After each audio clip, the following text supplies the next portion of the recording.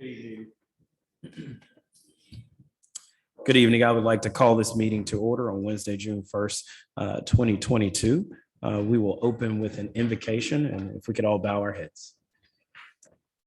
Father God, thank you for this time we have together. Thank you for the time we have to not only commune with one another, but also commune with you. We ask that you cover us in wisdom, that we may do the work of the people. It is in your Son, Jesus' name, we do pray. Amen. Amen. May we all rise for the Pledge of Allegiance.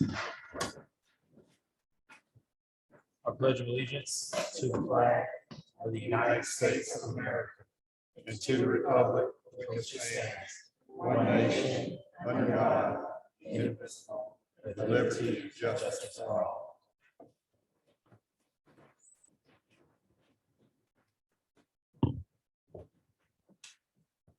At this point in time, we will open it up for the public hearing portion of this meeting in regards to finance and the City of Brunswick proposed fiscal year budget 2022-2023.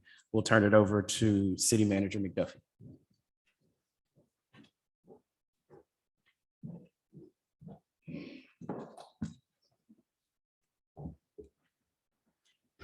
Good evening, Mayor, Commissioners, people in the audience, citizens. I am happy to present to you this evening the fiscal year 2023 budget for the City of Brunswick. As you know, we started our budget process a couple of months ago, and I made a previous presentation to the Commission on May 4th. We also had a presentation on May 18th, where the Mayor and Commission approved the proposed budget so that it could be advertised to the public for the public hearing to be held this evening. The budget includes a budget summary, highlights of the budget, the schedule for the budget, revenue summary, revenue charts, the expenditure summary, expenditure chart, the personnel cost summary, authorized position, proposed changes, a fixed asset summary, and line items for each of the departments of the budget of the city. I'm trying to share my screen. Okay. As we look at the budget information, this is the public hearing which is required by state law to be held prior to the budget's final approval. Our fiscal year ends on June 30th. Our new fiscal year will begin July 1st, and the budget has to be approved prior to our fiscal year. The revenues and expenditure, the highlights for the budget for this year is the budget is $18,607,580, which is a 7.15% increase over last year's budget.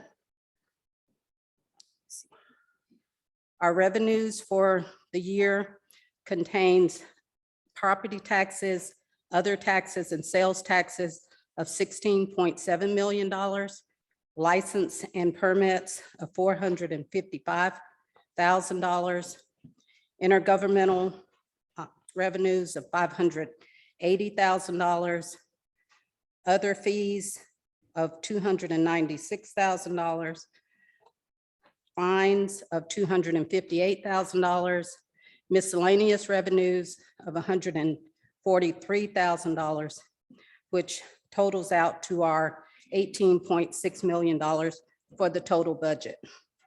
The fiscal year budget includes an increased pay raise of 3% that will be administered during the fiscal year, and an increase of $1 per hour for general employees that will be administered the first of the fiscal year.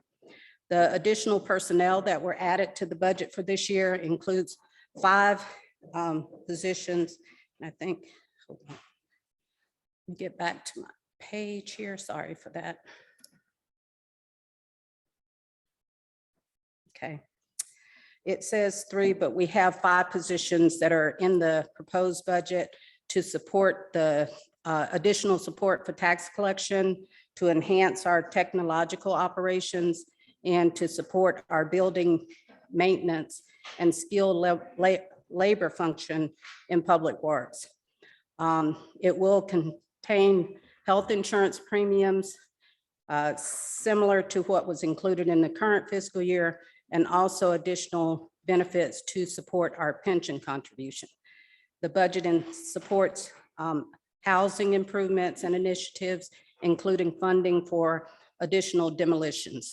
We also have technology upgrades that are included in the budget and infrastructure maintenance, including building upgrades and support for our Christmas lighting program.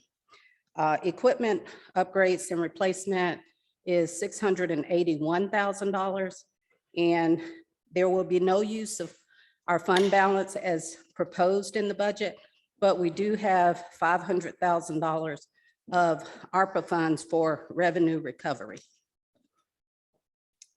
In addition to our revenue, in our expenditures, which encompasses all of our departments, our general government expenditures are $4.4 million, and that includes, of course, the city commission, the city manager, the IT, HR, the legal, and the cost for maintenance and upkeep of our government buildings.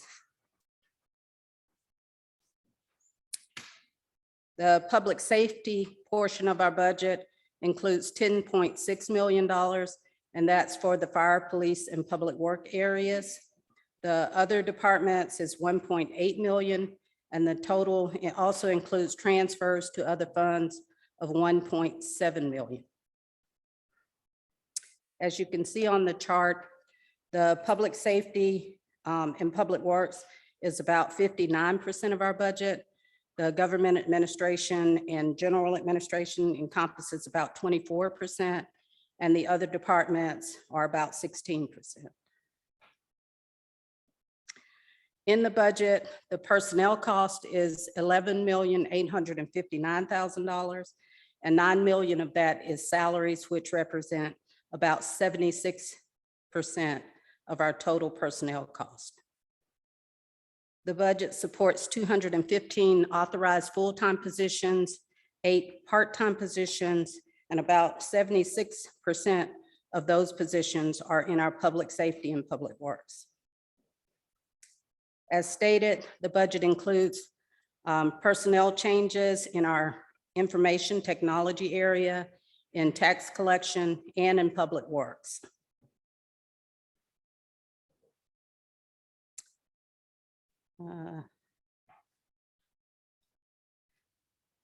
That concludes my presentation of information. If there are any questions, I'll be happy to answer.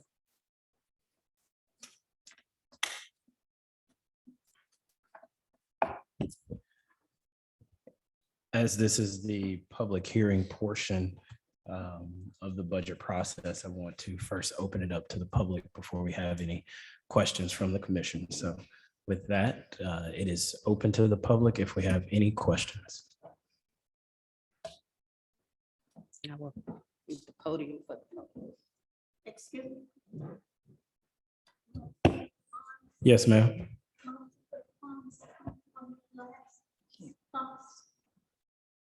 Can you come up to the mic, please? The SPOS fund, is that where this came from? The SPOS fund, okay. No, ma'am, this is our general operating budget. The SPOS funds are actually capital improvements funding that support the city services. Some of that also, mostly come from the taxes that the citizens pay. Yes, ma'am. The property taxes represent about 37% of the city's budget, and then sales tax provide another 42%. Thank you. You're welcome.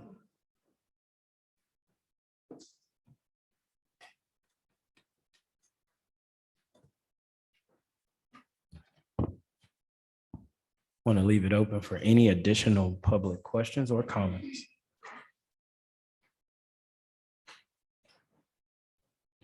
Hearing none, we'll turn to the commission for any questions or comments of City Manager McDuffie.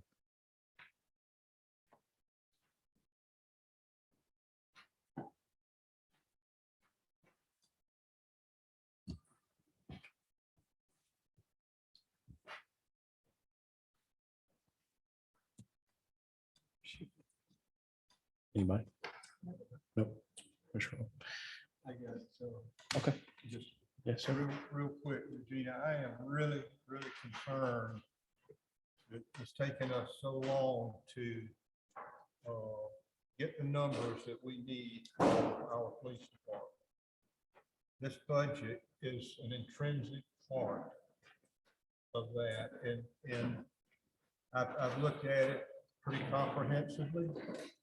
I see a good bit of stuff in there. My concern is that we might still need to add more money to the police department to get the salaries where they need to be. And I'm wondering if that has been considered here. You're looking at inflation this year. It's not going to subside. Inflation is going to run somewhere around 7%. And the consumer price index is going to run out through this year to over 7%. So we've got to get people hired to take care of what's happening in this community. It can take care of us and make us safe. And we've got to compete. We've got, if it's the county we got to compete with, if it's the state we've got to compete with, we've got to do it. We don't have an alternative. To my knowledge, if somebody else has got an alternative, I'd like to hear it. But the discussion's got to be had. Is it in this budget to go out and get the police department staff, keep our fire department staff, and get the job done? We have surplus funding in the budget for at least 10 police officers to be hired in addition to the current staff.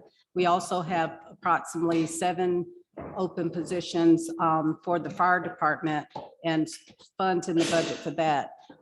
We do have the 3% increase. We can look at what may be something more consistent with the inflation to add to the budget. And that is a consideration that the commission, based on your direction, we are balanced at this point. So, but we did not use any money from our reserve. So that is an opportunity if we were to need more funding for the budget. But we do have sufficient funds for additional officers in both departments. Right now, we feel like our salaries are competitive and we are, working very hard on a recruitment plan and trying to get more people in with the addition of the stipends and the sign-in bonus that we've added to our, tools that we're using. My comment to that is how many people do we have at the police department right now? What is our staff? We budgeted for 75 people. Our fire department, let's just go there, we budgeted for 42 people. I don't have the exact numbers because I think the last time we presented information, I know Chief Jones is here. He may have the information for the police department, but I don't think we've lost anyone from our fire department since the last time we reported. We have had some changes in the police department. Additions or deletions? I think it was a net 1 position, or is Chief Jones here?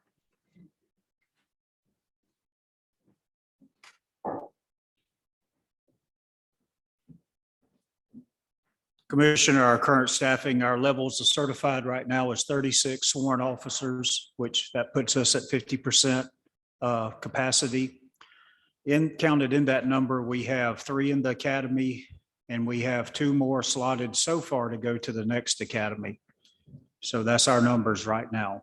And as far as you mentioned, as far as competitiveness with the county, our salary right now is almost exactly $2,000 less for a starting sworn certified officer compared with the county's starting sworn certified officer.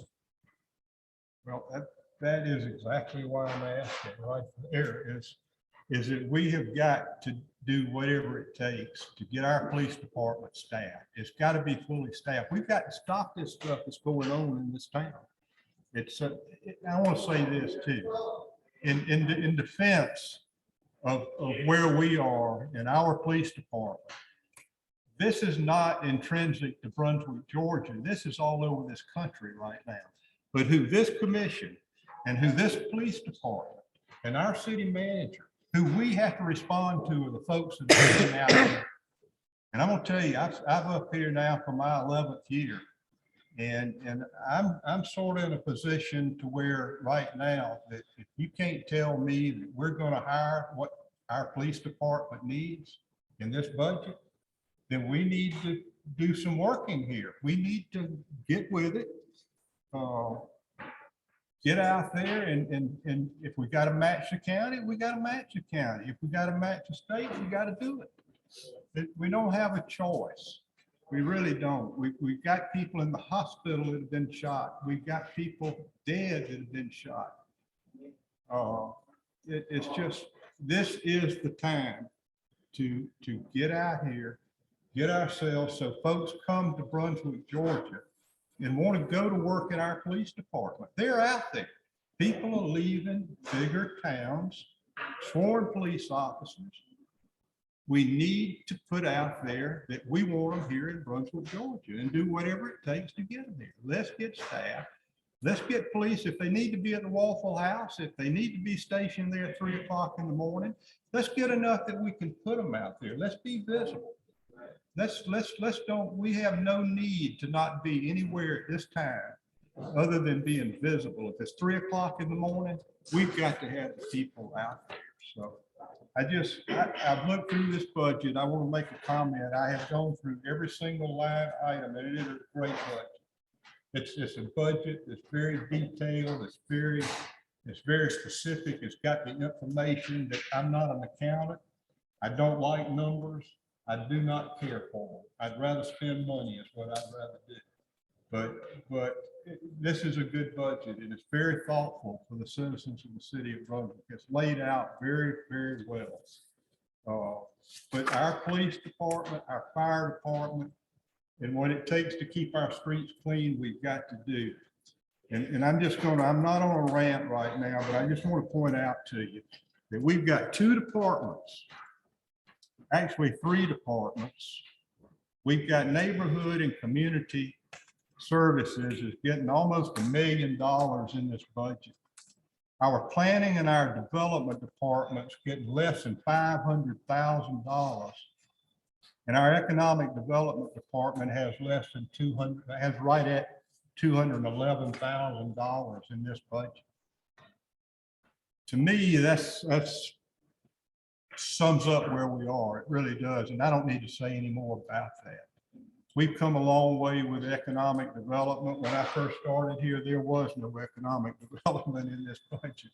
We've gotten out there a little bit, but still, the budget is a good budget for where we are today, but we've got to get some of this money directed to our security for the people that live here in this town. So I ask you, please, Mayor, Commissioners, City Manager, Police Department, Fire Department, tell us what you need. Give us the facts to let's get your people here and get you equipped with what you need. And let's do it in this budget. And I thank you so much this time. Any more questions for me from the mayor, commissioners? Thank you, Kevin. And excuse me for being late, but I do have to work on my primary job and try to get here to early meetings. But Chief, tell us what's different now than, let's say, 5 to 7 years ago? What do you see that's actually happening in the community that's different now? We know that we need to, and we have heard you, listen at you to try to get the budget in place, to try to get incentives, to get more officers and all of that stuff in place. But there's a deeper rooted problem that's going on in this community that we can throw money at, but we still won't solve it. And so the question needs to be asked is, what is the rooted problem that's going on here? We know that some of the stuff stemmed from different persons migrating from other areas when the storm happened. And they're moving into the housing area with relatives and girlfriends and whomever else. And so the problem isn't just from one thing. There are multiple things that have built this problem and has compounded this problem. And so we need to make sure that you have and the department has what it needs, but we also need to address the deeper rooted issue that eyes cannot see. And so it is a combination of making sure that neighborhood and communities, people are out there from the city, people in the community that need to be out there addressing and speaking with these young people that's reacting to whatever they're reacting to, that's being influenced by whatever they're being influenced by. We need to address that. So if that takes the entire community, if that takes the entire village, then that's what we need to employ every person from the village to make sure that we're addressing the deeper rooted problem here, because it is bigger than just what we see on the surface. Something led up to that person picking up that gun and having the boldness to go out and shoot somebody. And so those things need to be addressed.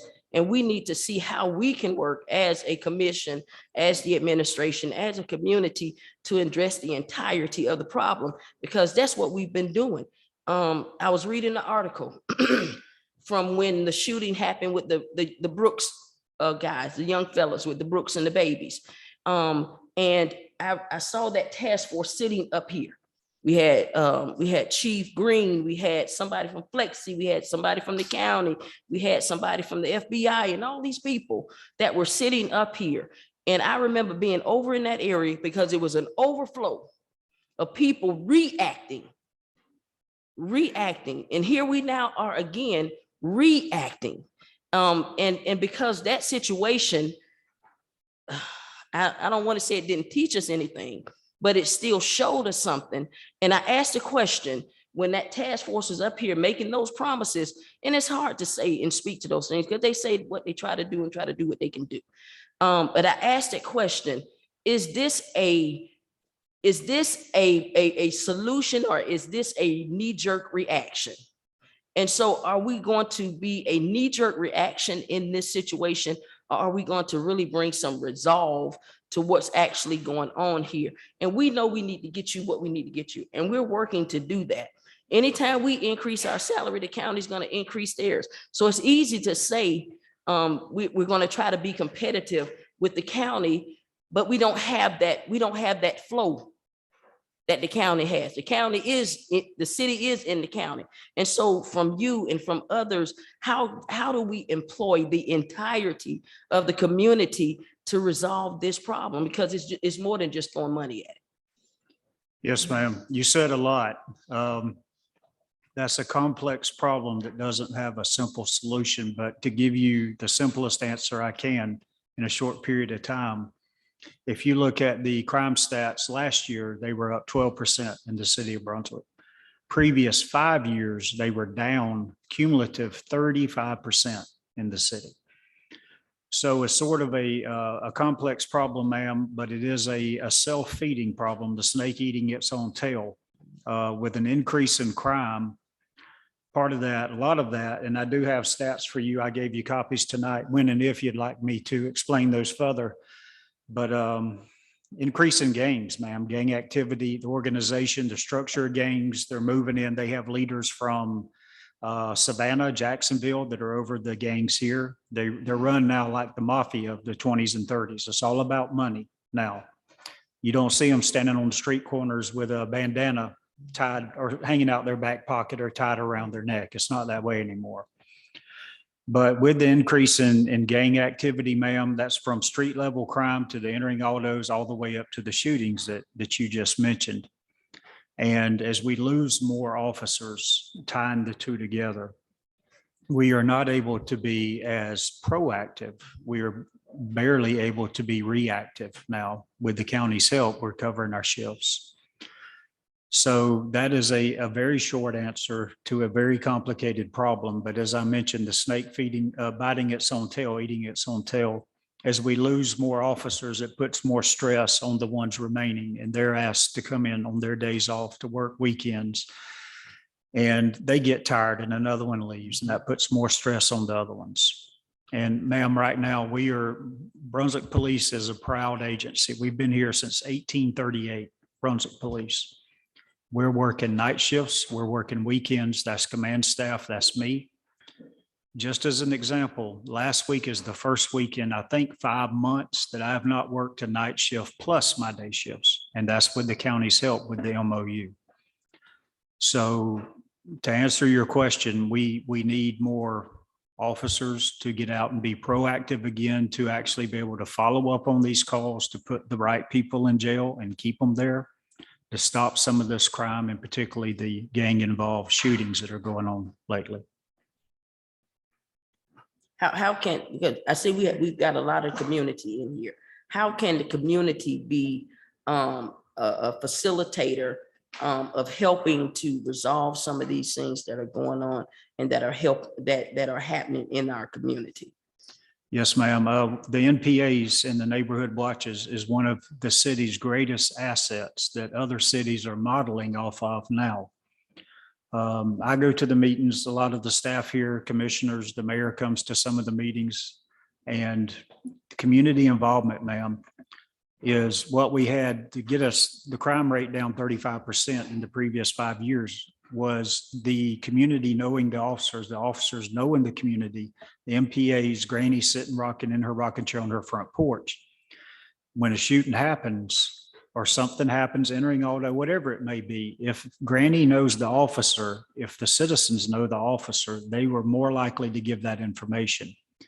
That's community involvement. That's community policing.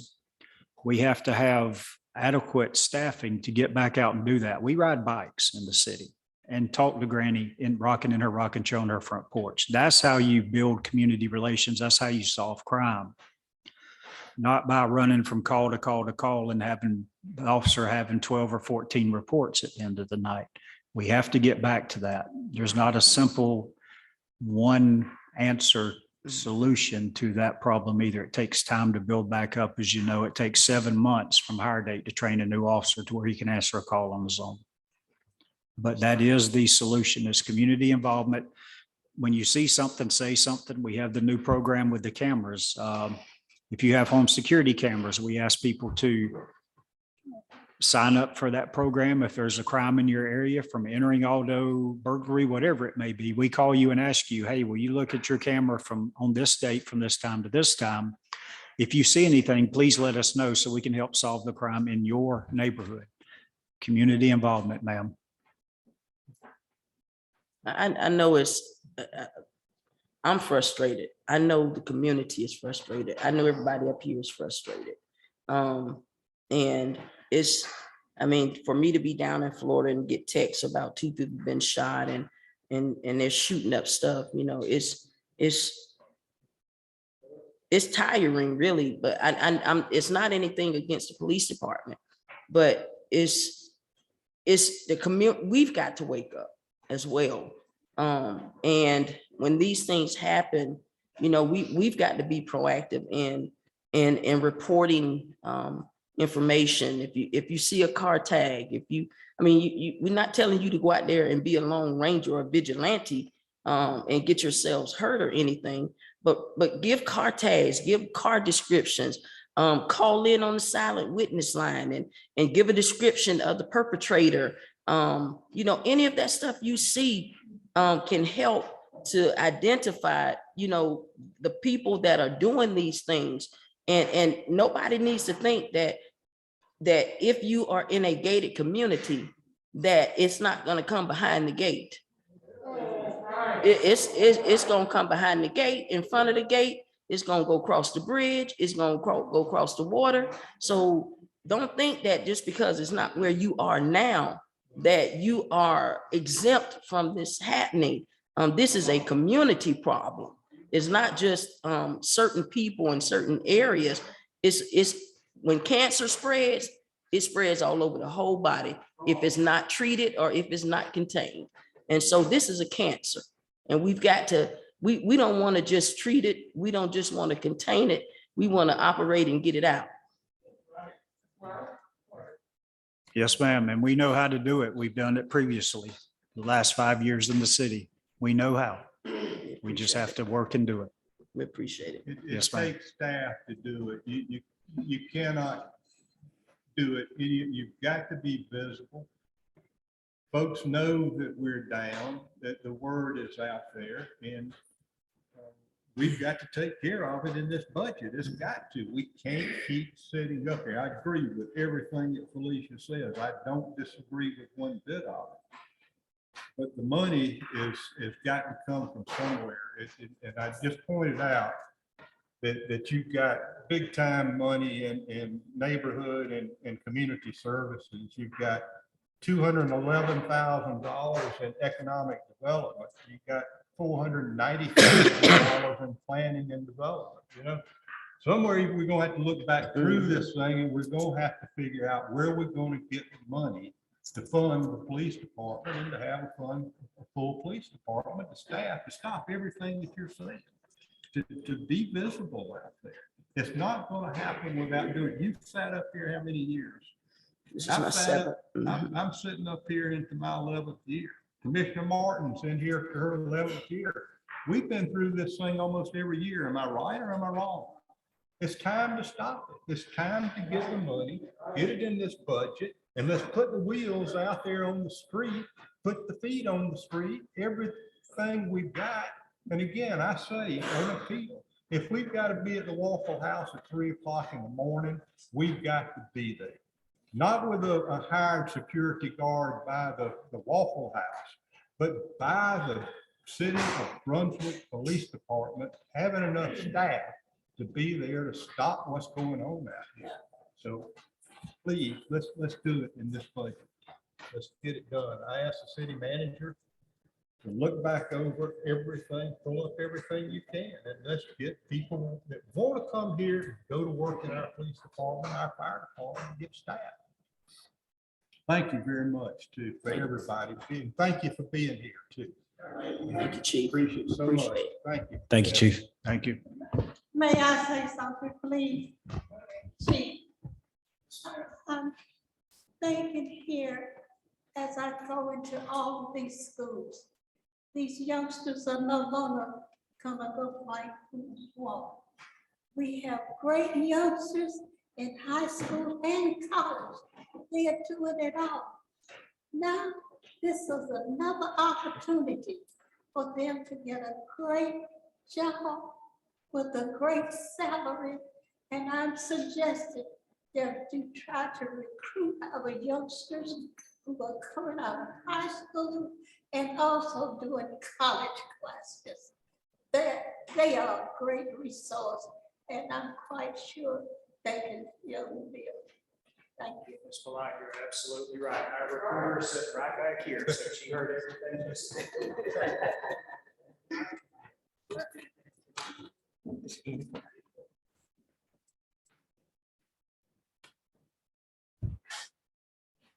We thank you for that, Ms. Polite, and we completely agree with you.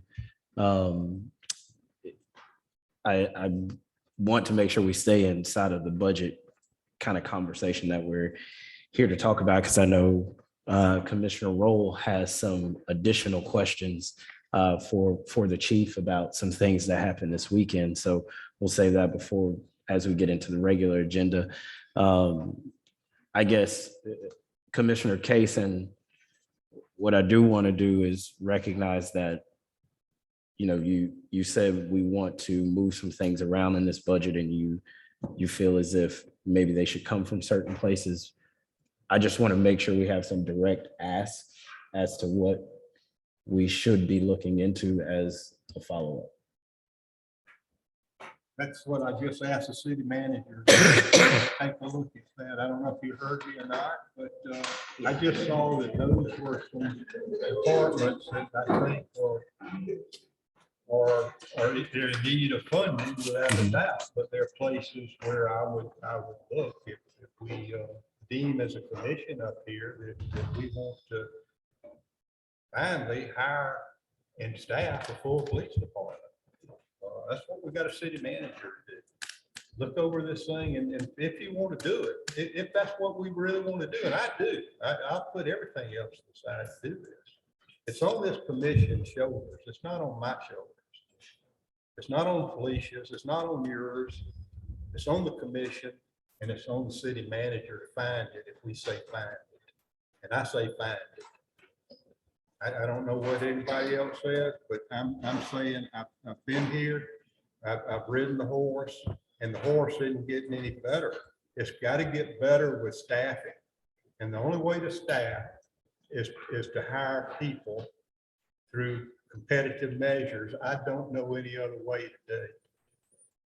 I really don't. No, I think the commission fully agrees with you. I think that's why everyone unanimously passed the first responders package. I guess the question that I am posing is that oftentimes things seem like a statement and I just don't know what the follow-up is. So I'm asking the city manager, I guess, the same question. What is the follow-up from that?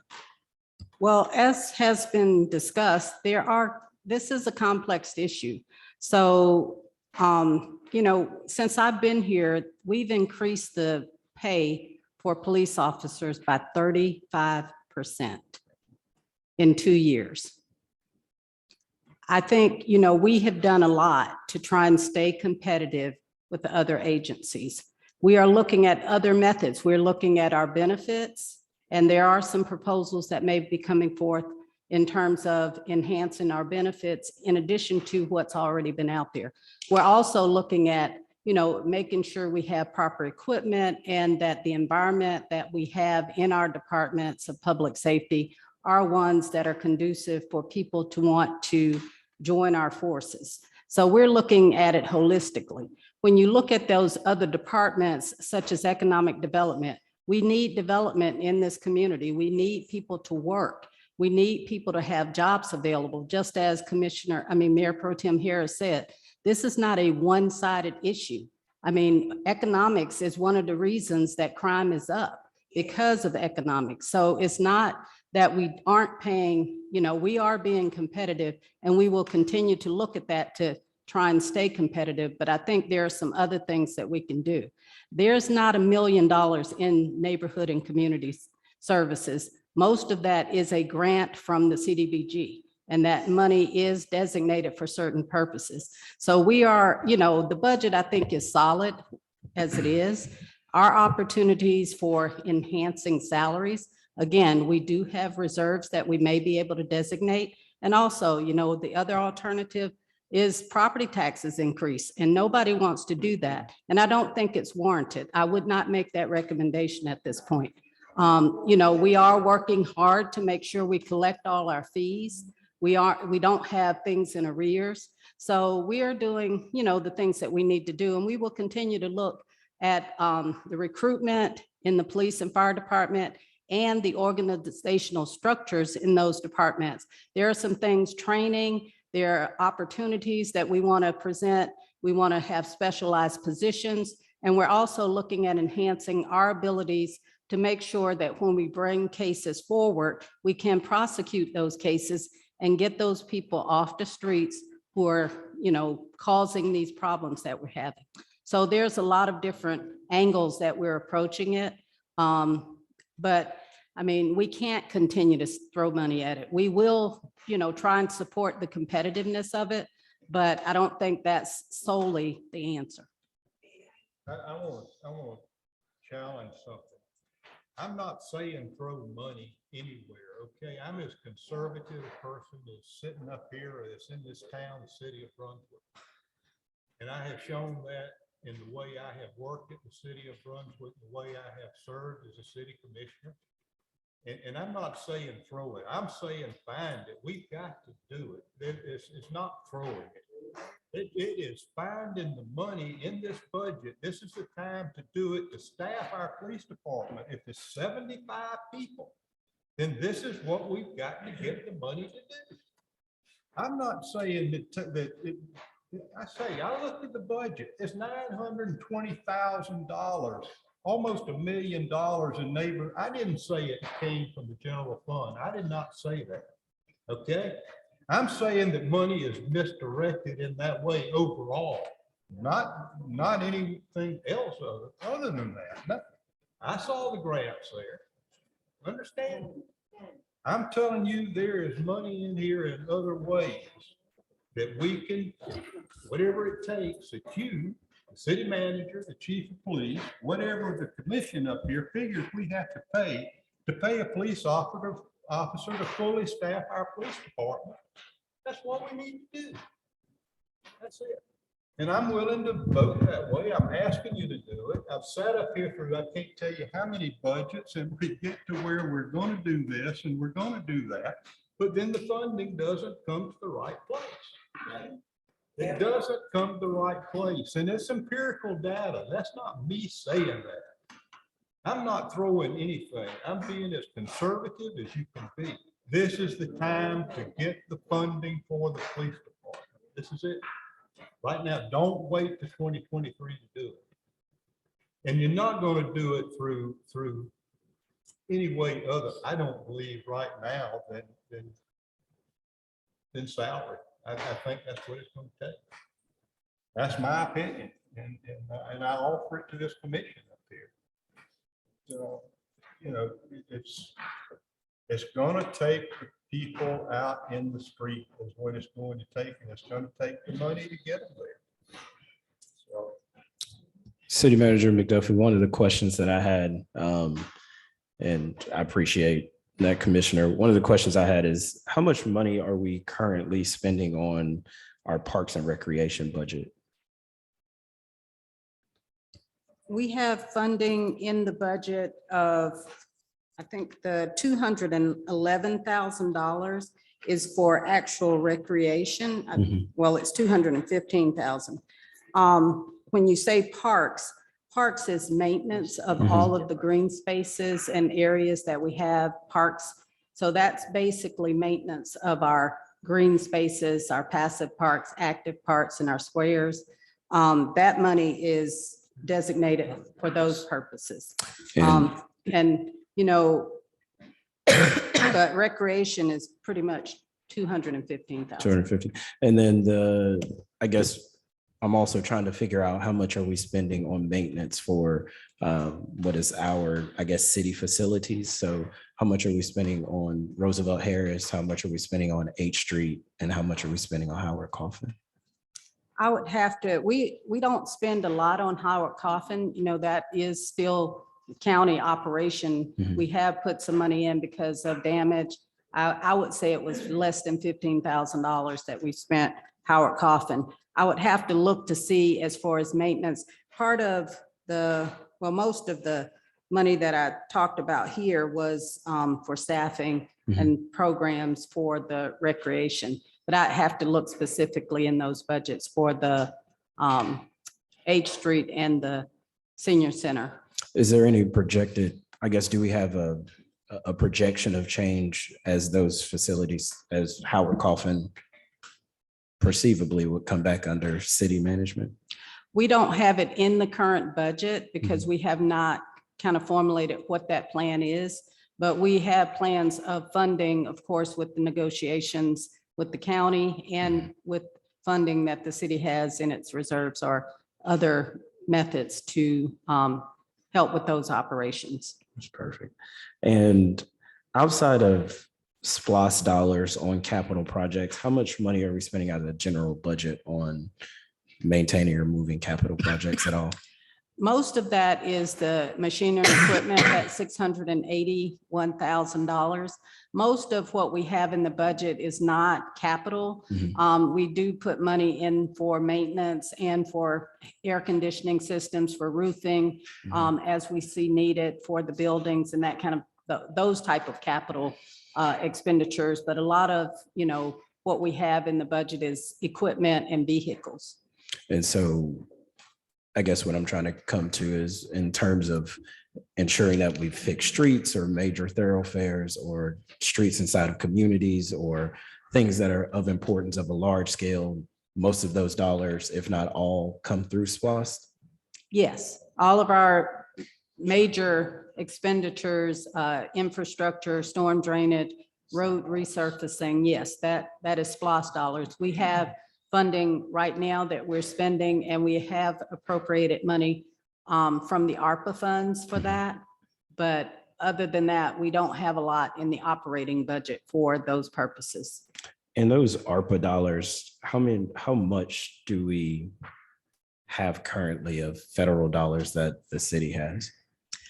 Right now, we haven't spent a lot. We have collected the first tranche of it, which was $4.6 million. I would say we've actually contracted and spent approximately almost 2 million because we put funding in for the road resurfacing and for the design and engineering planning for our storm drainage, and that was about 1.8 million.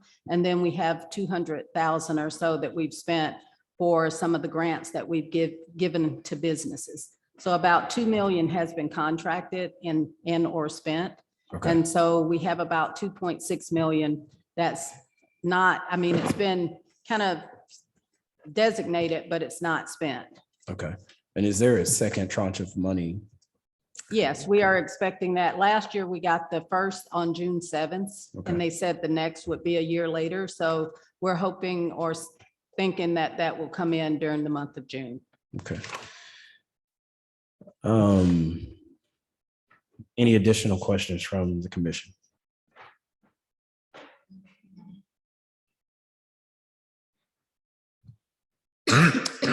Hearing none, we will close out the public hearing part of the finance portion, and we thank you all for being with us and offering your opinions as well.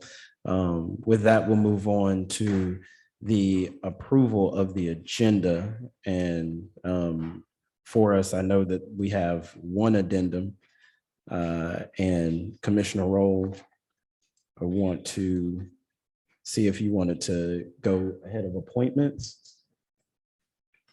So that would put you at number 6. Is that okay? At that point in time, after number 5 on our agenda, we'll give what is a point of personal privilege to ask some questions. I know she has some questions, and as well as maybe others on the commission have some questions for City Manager McDuffie, as well as Chief Jones on some of the activity from this weekend. So that will be an addendum, and I think I have to move that as a motion. So, Are you done, Commissioner Rowe, as you said, that's number 6? mhm. So you're moving down the order of the program? Yep. Has So something been deleted, or do you want to put her as 5A? we can put her as 5A. Okay.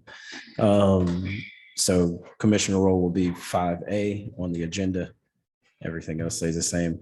And so if I could have a motion on that.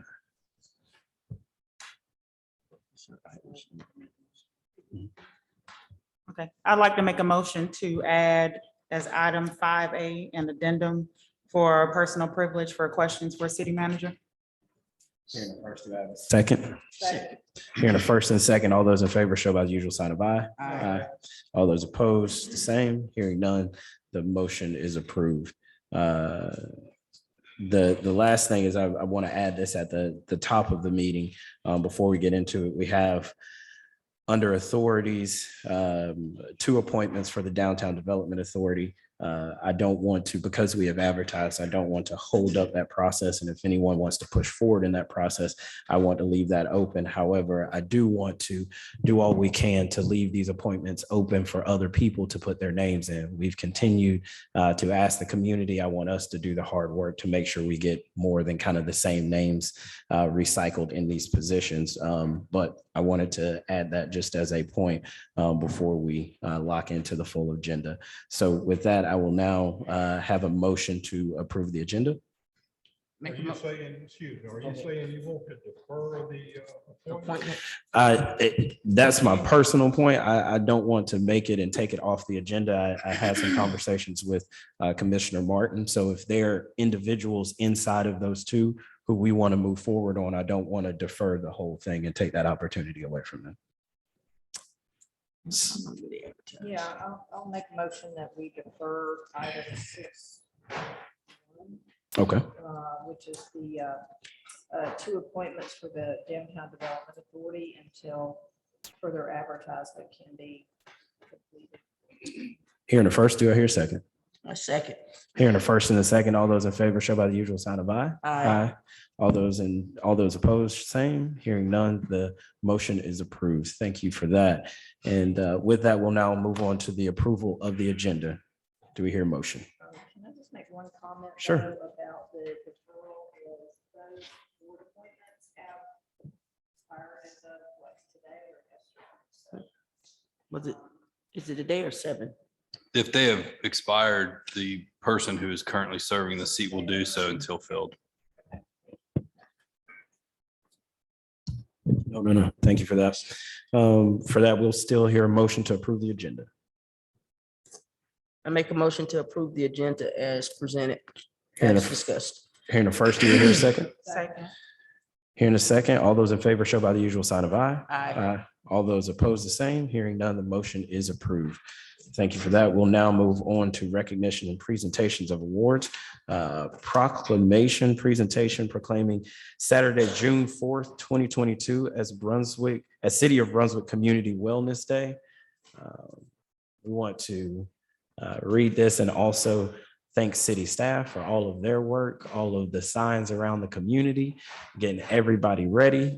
So we just want to say thank you so much to all of the work that you all have put into that. Whereas the City of Brunswick recognizes the adverse impacts of the COVID pandemic on the health and wellness of the community, and in response, seeks to identify ways to provide meaningful engagement of employees and the community. And whereas the City of Brunswick has begun a wellness campaign to promote awareness and better health for its employees and the community. And whereas the City of Brunswick also supports unity in the community and encourages participation for all staff, residents, citizens, and visitors alike. And whereas the Wellness Walk, Run, Bike event will be an annual activity to promote wellness, awareness, and improve health outcomes for its employees and the community. Now, therefore, I, Cosby H. Johnson, as mayor of the City of Brunswick, along with my fellow commissioners, do hereby proclaim Saturday, June 4th, 2022 as City of Brunswick Community Wellness Day.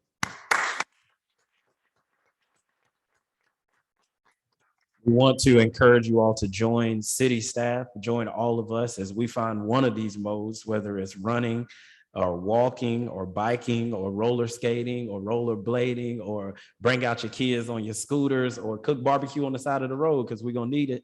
Anything that you can do, be a part of it, be with us, be with the city as we make sure that all of us live a little bit of a healthier life. So we want to thank you all for that. Yeah, sure.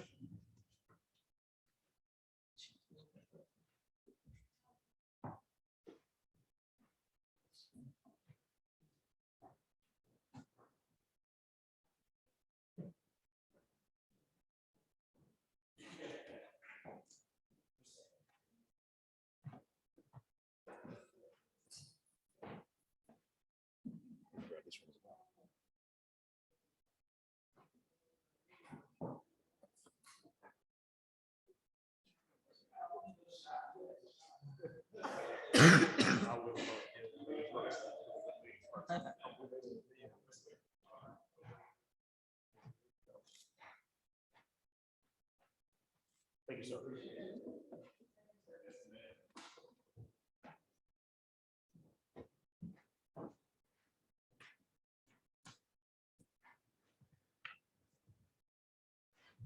We will now move on to College of Coastal Georgia Excellence in Service Learning Outstanding Community Partner. And we'll turn it over to City Manager McDuffie. Thank you, Mayor. I guess.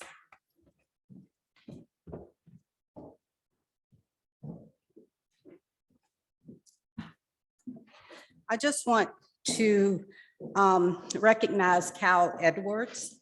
He is our IT manager for the city. He has participated and brought in numerous interns from the college, have had them working for the city, engaging in the IT services for the city, and really was recognized by the College of Coastal Georgia for excellence in service learning, outstanding community partner.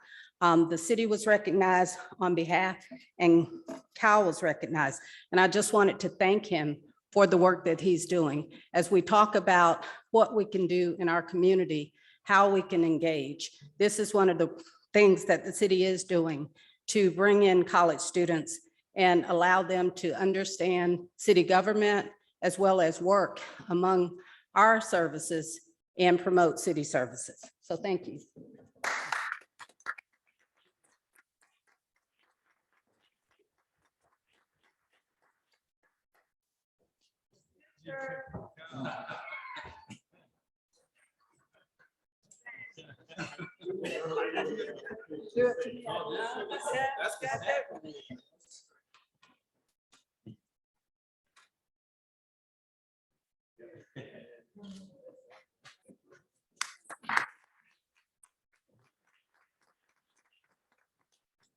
We want to thank you for your hard work. You keep someone young coming through the office that we learn their name and then they're out the door on the bigger and better things. So we appreciate your work that you do to make sure you get those kids in. So we appreciate you, man.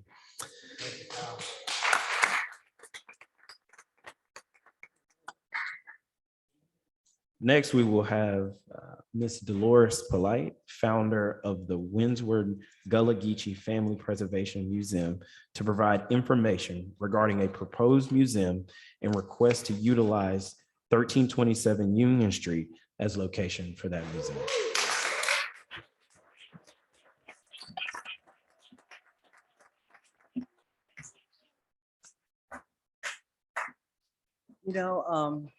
First I'd like to thank Mayor Johnson in order, Mayor Pro Tem Harris, Commissioner Martin, Commissioner Kaysen, Commissioner Rowe, especially Commissioner Pro Tem Harris and Martin, because for the last 3 or 4 years, I've been in their ear about this challenge that I'm bringing to you all today. The challenge Windsor of Georgia, Inc. would like to do is bring a museum, an African-American museum here in Brunswick, Georgia. I think it's overdue. And the reason why I say it's overdue, because I'm a direct descendant from the Hartford Plantation. I don't have no reference point but to go to a plantation and see my family history. And I really thank God for Miss Margaret Cates, who wrote a book in the early 1950s in regard to my great-grandfather, Morris Polite, who gave me some insight of who I am. And if she did not write this book, I wouldn't have known him just by the echoes of my family stories.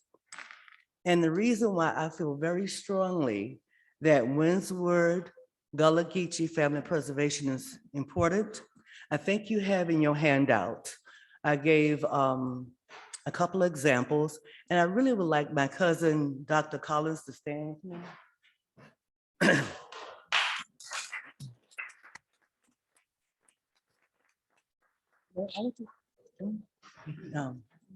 We have worked diligently, very hard in preserving African-American history.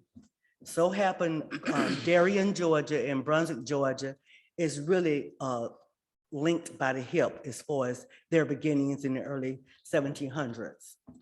We go back that far. And Dr. Collins was very instrumental in helping me research my family history, meaning it started from Charleston to Darien. And he was very instrumental in helping me find my great-great-great-grandfather's father. And that's what Windsor, Georgia is interested in doing, putting that family back together.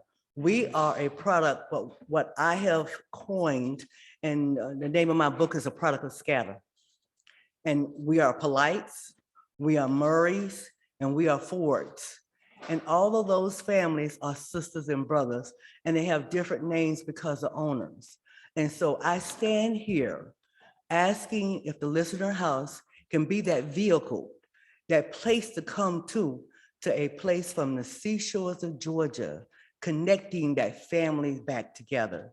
And that's the reason why I'm asking the city of Brunswick, but more importantly, I want to also thank Commissioner Martin, because she was so important to meet with me. I made an error in time. And so I said, well, Commissioner Martin, I said, well, let's go ahead and have the meeting. We had the meeting over the phone. She said, well, Dolores, go ahead and talk to Matthew. I think Matthew's there, back in the back. Hi, Matthew. And so she says, go and speak to Matthew and see if we have any inventory in the city of Brunswick for African American Museum. Well, you know what Dolores go do. Dolores go talk to Matthew. And Matthew was so humble. Say, Dolores, we have a public benefit building. I said, no, you don't, Mark. I said, yes, you do. I said, you do. I said, well, you know what that means for Windsor, Georgia. Windsor, Georgia is a public benefit organization. So I thank God for the introduction and that how it flowed. And then I asked John to take me through a walk through the listener's house. An absolutely beautiful structure. I think we need a museum downtown in the downtown district. We don't have it in Glenn County. How about this? We don't have it in this geographical area for the Gullah Geechee people to have a reference point. Only people pass down Highway 17 and they will see those rice paddies and do not know how it relates to our African American history. In 1850, we brought America out of debt. The cotton and the rice. So those stories, among other family stories, about the traditional stories, whether they're Spanish stories, whether they're British stories, whether they're African stories, the stories need to be told, and we're here to tell it.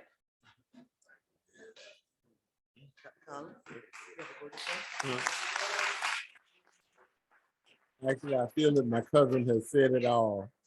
Thank you, sir. So back to my presentation, I'd like to introduce, I think we should have in the feed my connection to the donor that's donating to the museum. And Belinda Alashapelle, are you on the Zoom as we speak? Yes, I am. I think you could proceed on, please. Thank you. I'm pleased to be a part of this effort to acquire the building on Union Street as a location for the Windsor Museum. And to that end, I would like to introduce one of the primary donors and scholars, Dolores Amor, who will make a presentation on the artifacts and art and history that is being donated to Windsor for this effort. Dolores? I see that she's on, but she's still muted.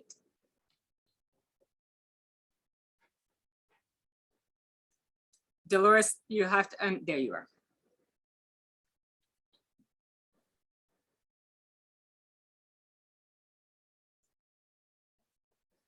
Feel free to make your presentation.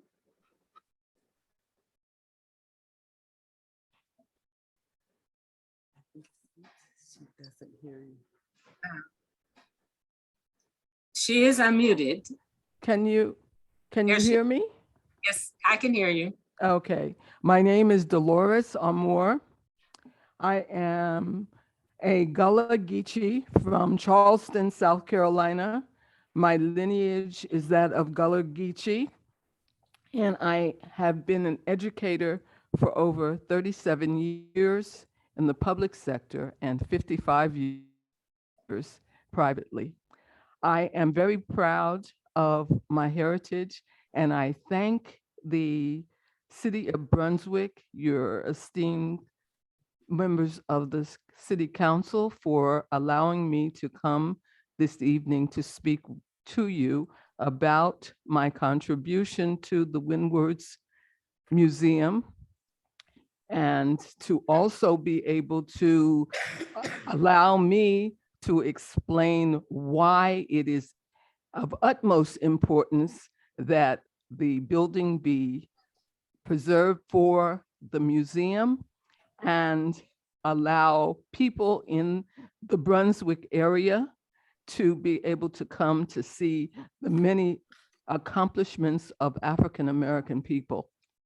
I think one of the major problems is that there is a lack of respect for the African-American community because people do not know of the myriad of accomplishments that African-Americans have made to the history of America.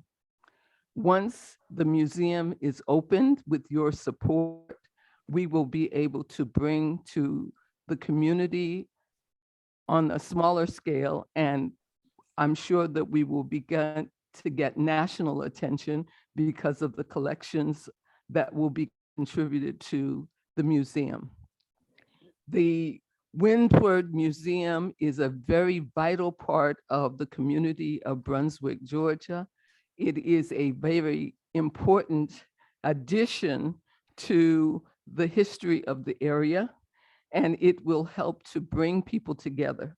And that is the major point which has been fostered by my contribution. I have been collecting artifacts, books, magazines, pictures for over 55 years. I am grateful for the opportunity to be able to donate these artifacts to Ms. Polite and the museum so that people can see for themselves, not just be told, but see for themselves the accomplishments of African-American people. I thank you for this opportunity once again, and I pray that from now on, this will go through as a very, very important part of the city of Brunswick, Georgia. Thank you. Thank you, Ms. Moore. Moving on, I'd like to also extend further gratitude to Ms. Polite for all of her efforts. One of the advantages about the museum is that families are involved. And Ms. Polite has extended garnered support from all over the country. To that end, there are several family members that have submitted letters of support. Two of those letters are in the packet that you all have. And we also have a family member that should be online, Mr. Michael Polite Ford, who will be making a presentation, a brief presentation. And Mr. Ishmael Bartley, also an extended family member who has conducted an extensive amount of research. And before moving further, we also want to thank the esteemed commission and the honorable board members of the commission for hearing this request and deciding upon it. So if Mr. Polite Ford is available, this would be the opportunity to make your presentation.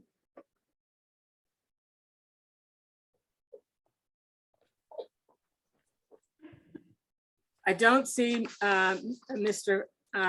Ford on, so I'm going to briefly share his statement, which I think is very profound about his involvement, his research, and his commitment to this effort. Mr. Bartley writes, for a number of years, the Sullivans located in Woodbine, Georgia, have known about our near relatives hailing from the Brunswick area. We know that we are directly descended from Sullivans and Polites, who resided on plantations located in Glenn and McIntosh counties. But there are several key connections missing. These missing links in our genealogy prevent us from knowing our story, preventing our children from marrying and dating their cousins and making claims against properties that may have been illegally taken from us. Mr. Bartley also writes that meeting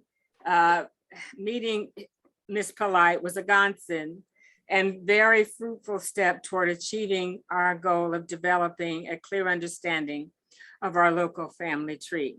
It is our goal to use the resources provided by Windsward of Georgia Incorporated to better understand the local history and the events that fractured our family during and immediately after slavery. We hope that as your organization matures, opportunities to use and search tools to reconstruct the early presence of Sullivans and Polites and inform our children of the contributions made by their ancestors. Thank you for your vision, availability, professionalism, tenaciously hopeful disposition. With hope for the future, Ishmael Stewart Bartley. Mr. Zachary Marshall also submitted a letter of support, and that letter is also in your packet. We have some closing remarks that we'd like to have extended by Professor Yolanda Torre Eastman and Mr. Nisoa Akogaram. Both of them have made extensive historical contributions to both African American and African history, not only within the United States, but on the continent of Africa as well. So if Professor Torre Eastman is available, this would be your opportunity to render your closing remarks. And if Mr. Nisoa is available, this would also be your opportunity to render your remarks.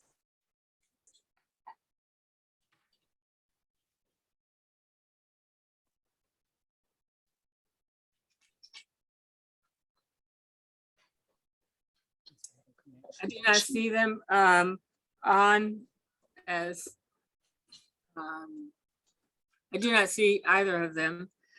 So I would like to return this back into the hands of Ms. Polite, the founder of Windsward of Georgia, and also thank Ms. Dolores Armour. She has such a distinguished career. And I will turn this back over to Ms. Polite. Again, we thank the commission, the distinguished panel, for hearing this request. I'd like to thank everyone, including the audience. A large part of the audience is my family, and some can't stand and some can stand, but I'm just gonna ask all my family members to wave.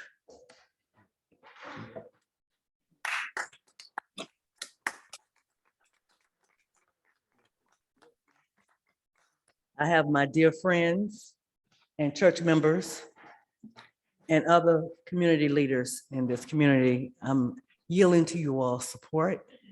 Once again, I think Windsward of Georgia, Inc. will be a great vessel to use to house the African American culture. We need it in Glenn County, and I think we can make a lot of bridging of relationships in this region, not just only in Glenn County. Thank you very much for the opportunity.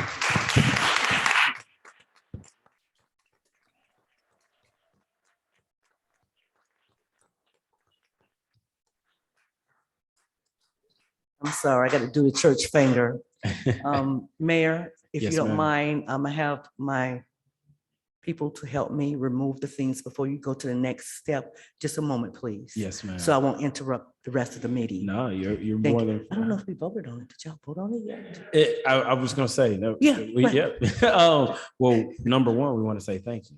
Thank you, sir. Thank you for the work that you and your family and the members of the community have put in to telling our story, Yes, to sir. making sure our story doesn't disappear, to make sure it's not forgotten, and so that many generations can be connected to their history and connected to the beautiful patchwork of strong individuals who made them who they are. So we just want to say thank you for that work. Thank you, honestly. sir. I do also want to say I appreciate your thoughtfulness around this issue, because so many people talk about tourism And so many people tell a lot of historical stories around this area. And a lot of times our stories get lost in that. And there are so many people who, whether it's wanting to visit Ebo Landing or walk on Sapelo or up the coast in South Carolina to understand the fullness of what Gullah Geechee culture is and what it has made our people down here. So I appreciate you for also laying into that patchwork, because, you know, not only are you giving history to us, but you're bringing people who want to learn history in our area and bringing those people to our city. So I just want to say thank you for that. And before you go, I want to turn it over to Mayor Pro Tem Harris here, because we do have a family here that we want to recognize. We just want to take this opportunity to recognize the Aubrey family. If you all would Yes, sir. please stand. My people.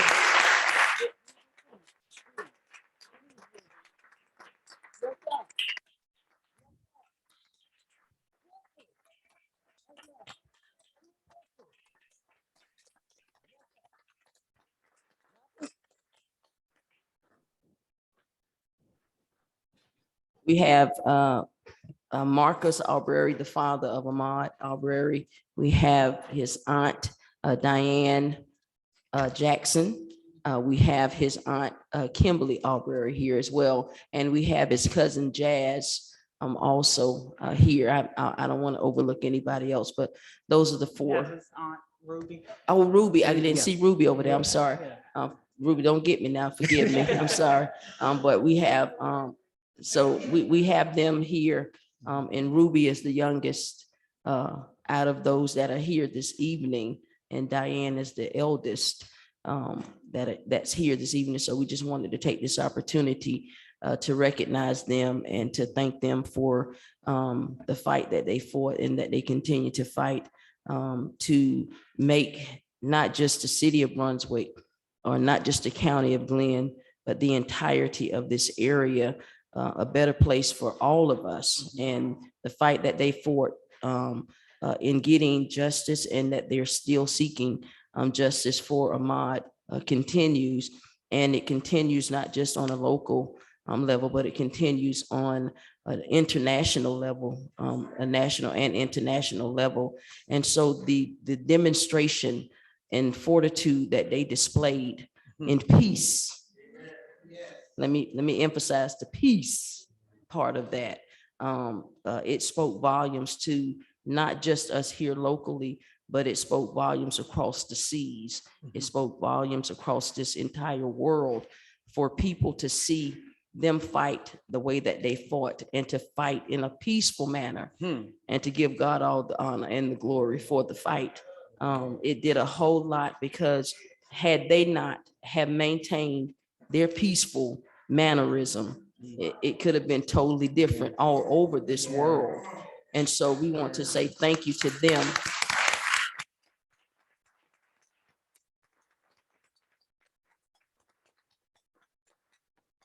And that even to this day, they still walk in a mannerism of peace. And when you talk to either of them, to any of them, they speak peace.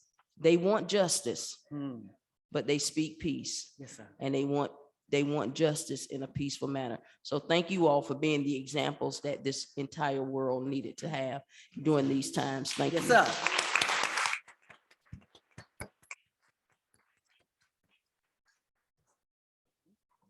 And then I couldn't say it any better. And to also be showing up, still in the community, working to make sure the little things get done, not just when the spotlight was on you.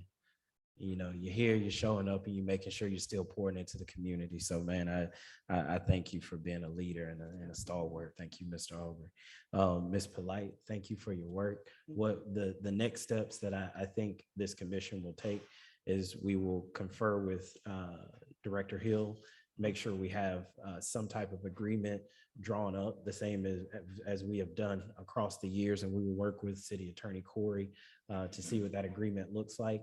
to bring forward that agreement to the commission. Okay. So give us some time to work through that legally and make sure we understand where we are, and to sit down with you all to make sure it's good with you all as well, and work as partners on this. And then we'll bring that approval back before the commission. Wonderful. That sounds great. Thank you. And I'm gonna exit with this, Mayor. My sister, Yes, ma'am.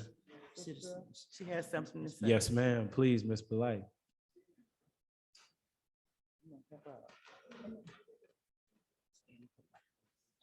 It's a lovely poem.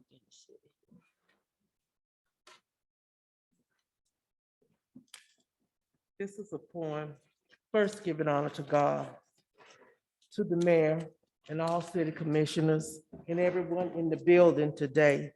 I thank God for each and every one of you. This is a poem that one day on my job, God told me to sit down and write. And I'm gonna tell anyone else in here, if you hear a voice that say, do something, do it. If you say, walk this way, you walk that way. If you say, speak a word, you speak a word. If it didn't say, you surely look good today, say it. Okay, this is, hope it don't offend anyone because it's all in love. We were in our homeland. They came and took us away. I was with you, which is God. God had brought us from a mighty long ways. I was with you. Came to a strange land, and I was placed in the hot fields. I was still with you. Put me on the block for sale. I was still with you. When you cried out loud, have mercy on me, please. I gave you the strength to endure. When they put you put you in the hot fields, it made you say, Master, please. I gave you the strength to endure. When they wouldn't let you praise me, I still was there. Then you went into the woods by the river stream, and you called my name, Lord, have mercy, please. I heard your cry, and I gave you the strength to endure. When they beat you, killed you, raped you, abused your family, and take man's dignity away from him, I gave you the strength to endure. I sent my messengers, Harriet Tubman, Black Moses. She led many people out of bondage to freedom. Then there was Sojourner Truth crying out in the wilderness. I heard your cry. I sent others to fight for your freedom. I was there all the time. Though you were free, but still was in bondage, by the lack of knowledge, you taught yourself how to do things to better yourself. Then I gave you the knowledge and the gifts that they could not take away from you. I gave you the ability to create, to sing, to dance, to play, make music, and most of all, you led through it all. I still was there. You have learned that you can do anything through Christ Jesus, from the cotton fields to the skyscrapers, from the kitchen to the law offices, from making bad decisions to teaching medical students, from teaching in a one-room school to teaching in Black and white colleges. With With me, all things are possible. I have brought you from a mighty long ways. Know that I am always there until the end. Thank you. Right. We can't say thank you enough, and before the blessing that's sitting beside a pastor up here is that you can't move on, and she teaches you protocol, and we have one of the mothers of our city here, and Miss Annie Polite. We want to thank you for being with us today. We want to thank you for speaking up.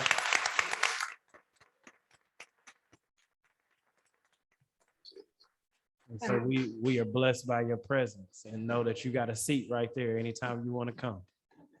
Thank you, Ms. Polite. And we'll go for a brief recess while they remove their things. Ms. Polite? Excuse me? Ms. Polite? Yes, this is Ms. Polite. This is Belinda LaChapelle again. I do have Professor Eatman on the line. If she can make if there's still an opportunity for her to make a brief statement, she's. I must say my time is limited. Okay. So sorry, Professor. Well, that's, well, no, I'm in there for you. She was on the, okay. Thank you so much. No, thank you. I apologize. Thank you. Thank you.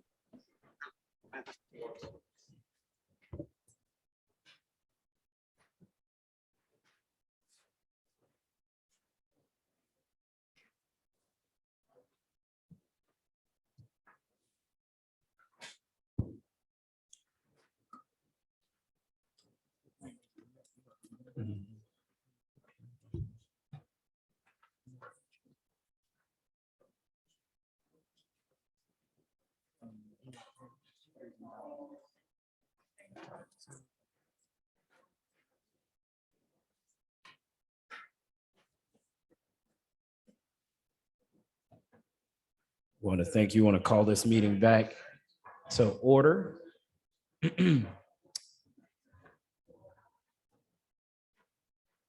Thank you again. We will now be moving on to item 5A, if that's correct, which is the addendum.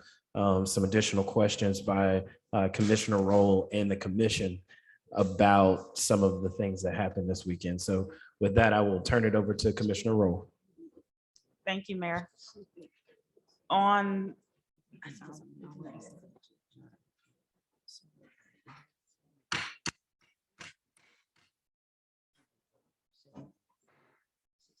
yesterday evening, I sent the email and I copied the mayor on it for the city manager regarding the violence that we've had in the community. And I think Mayor Pro Tem, she covered most of the concerns that I had, but my question is just when it comes to communication, when things happen, you know, people are calling my phone or they're emailing, and sometimes I just feel as if I don't have the right answers for them.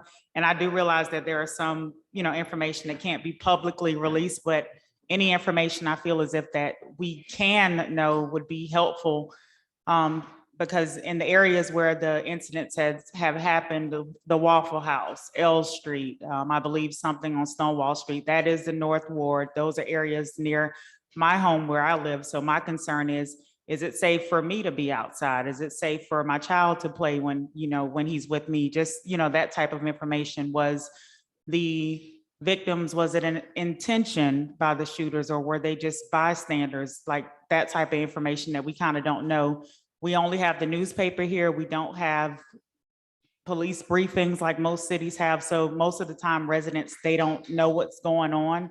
And we kind of just want to know, you know, what's going on, to kind of have information that we can give them, or, you know, maybe we can have them call the chief when things happen. But it's just, you know, I kind of feel as if at times we as the commission don't really know, I guess, enough information when it comes to the crimes in the city. Well, at this point, there is no real connection of communication, and that does need to happen. I get an update briefing. Well, I got a text actually, and I probably should have sent that along, but I thought it had gone out. But I guess I need to talk to the chief and find out, but we will make sure that when that communication goes out, that we'll send a text or email, and I'll let you know what we'll be able to send out immediately to everyone. But probably an email would be better, and just kind of send that information, whatever is sent out to me, I will email it to you all directly. And it is limited and brief information. And if it comes during the night, it may not get to you until the next morning when I get it. But I think, I don't know, Mayor Pro Tem, do you get alerts on your phone? I get the county alerts. I get the information from the city. And so they also come to my email and stuff as well. Okay, But it was something, I don't know if the chief got me signed up for it when I asked a while back. So did I sent that- an email out a while back about it. does Yes, that yes, get you the information on the shootings? Did that come directly to you from that alert? Yes. Okay. Yes. So it may be, I mean, I don't know, that's all the alerts. Is it something that's overwhelming for you, or do you think that the other commissioners may benefit from that? I think everybody would benefit from it. Okay. And I got it because I specifically asked for it. When something else happened, and I sent a email out, and the chief did get me signed up. He got me signed up for it and stuff. And so I do get like the daily activity responses from all of the officers, and Shift report. yes, the shift reports. I get that information via text as well as email. And I get like an overall county summary of things that's happened as well.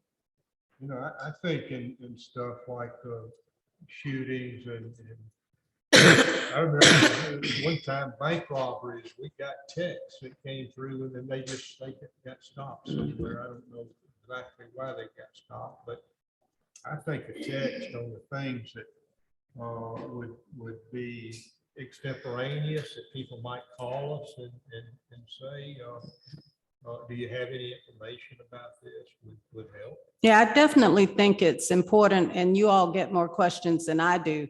So I will have those communications going directly out to you all. Thank you. My wife was over on L Street doing something over there, probably picking up some food much for us like that. Something had happened out there, and she said the whole it was 4th Street. 4th Street was just had police tape and police and emergency and all kinds of action going on. I didn't have an inkling of what was going on. But she said it looked like big stuff to her. Yeah, I think any of that information would be good for us. And, you know, things that, again, I remember, I think it was the South Coast Bank was robbed several years ago. And we got a text on that immediately. And then I think that was the last one that I've seen. Okay, well, we will make sure that we have I guess, the proper numbers to text to, and then make sure that goes out immediately. Because, you know, we're being notified, and, you know, once again, we only have the newspaper. So is there anything, once again, like we talked about, a media team or some type of starting to have a weekly or monthly press release so that people can, you know, hear from the chief of police of the city, so people can know who he is, you know, like other cities. I know we're small, but, you know, we're growing. So it should be some type of other notification other than the newspaper and Facebook. We have spoken about a PIA for the police department. So we are working on that. It just is not, you know, just can't happen immediately, but we have spoken about establishing a PIO for the police department You know, and for the city. Excuse me, can you through? Yes, I'm I'm sorry. just gonna say that I can't tell you how many times lately I have called Kevin to get some information about something that's going on. And I have waked him up because he has been out during the night patrolling, and that's a fact. I mean, I don't like to wake people up. I really don't. I don't like to be waked up. I don't mind you calling me when I'm awake, but don't wake me up. You know, let me get my sleep. But I felt so bad. I don't even think I had a couple of times I asked Kevin what question I was looking for, because I was taken back. I really was. And that's part of where I'm coming from. I didn't say it, but this is an opportune time to say it. That he is out there and he's with them and doing the best he can, and needs to have the time to do exactly what Commissioner Roll is asking for. Exactly. It needs to come from him, without a doubt, when you change the way that we report what's going on in the city. We definitely don't need to leave it up to the Brunswick News. Well, you got the crime scenes in there now. Because we'll be the worst things out if we leave it up to just the Brunswick News.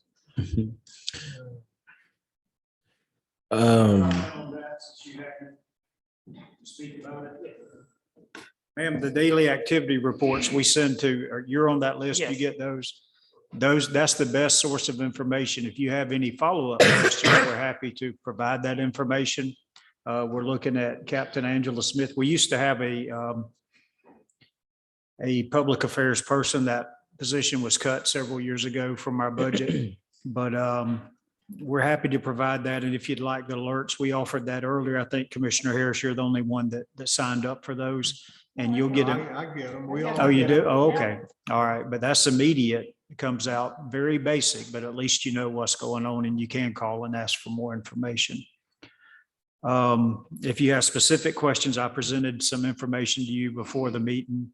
As far as the shootings, how it compares to the last year or so, I can give you specifics if you'd like here or in private with some updates on the recent shootings. As I mentioned earlier, is gang activity. And now they're chasing each other in cars, shooting at each other. We did make an arrest yesterday on the Altama shooting in front of Waffle House, which was Saturday. But there is an increase. If you look at it compared with 2021, it's a little bit of an increase with shots fired calls, actual people shot. It's still a little bit lower, but it's only the start of June. We don't want to see any, but the biggest thing, what you mentioned, Commissioner Harris, is the community helping us and telling us what they saw. I'm sad to report the shooting Monday on L Street. Nobody, the tree of knowledge is there. Nobody saw a thing. So they told us. That's what we have to solve these crimes.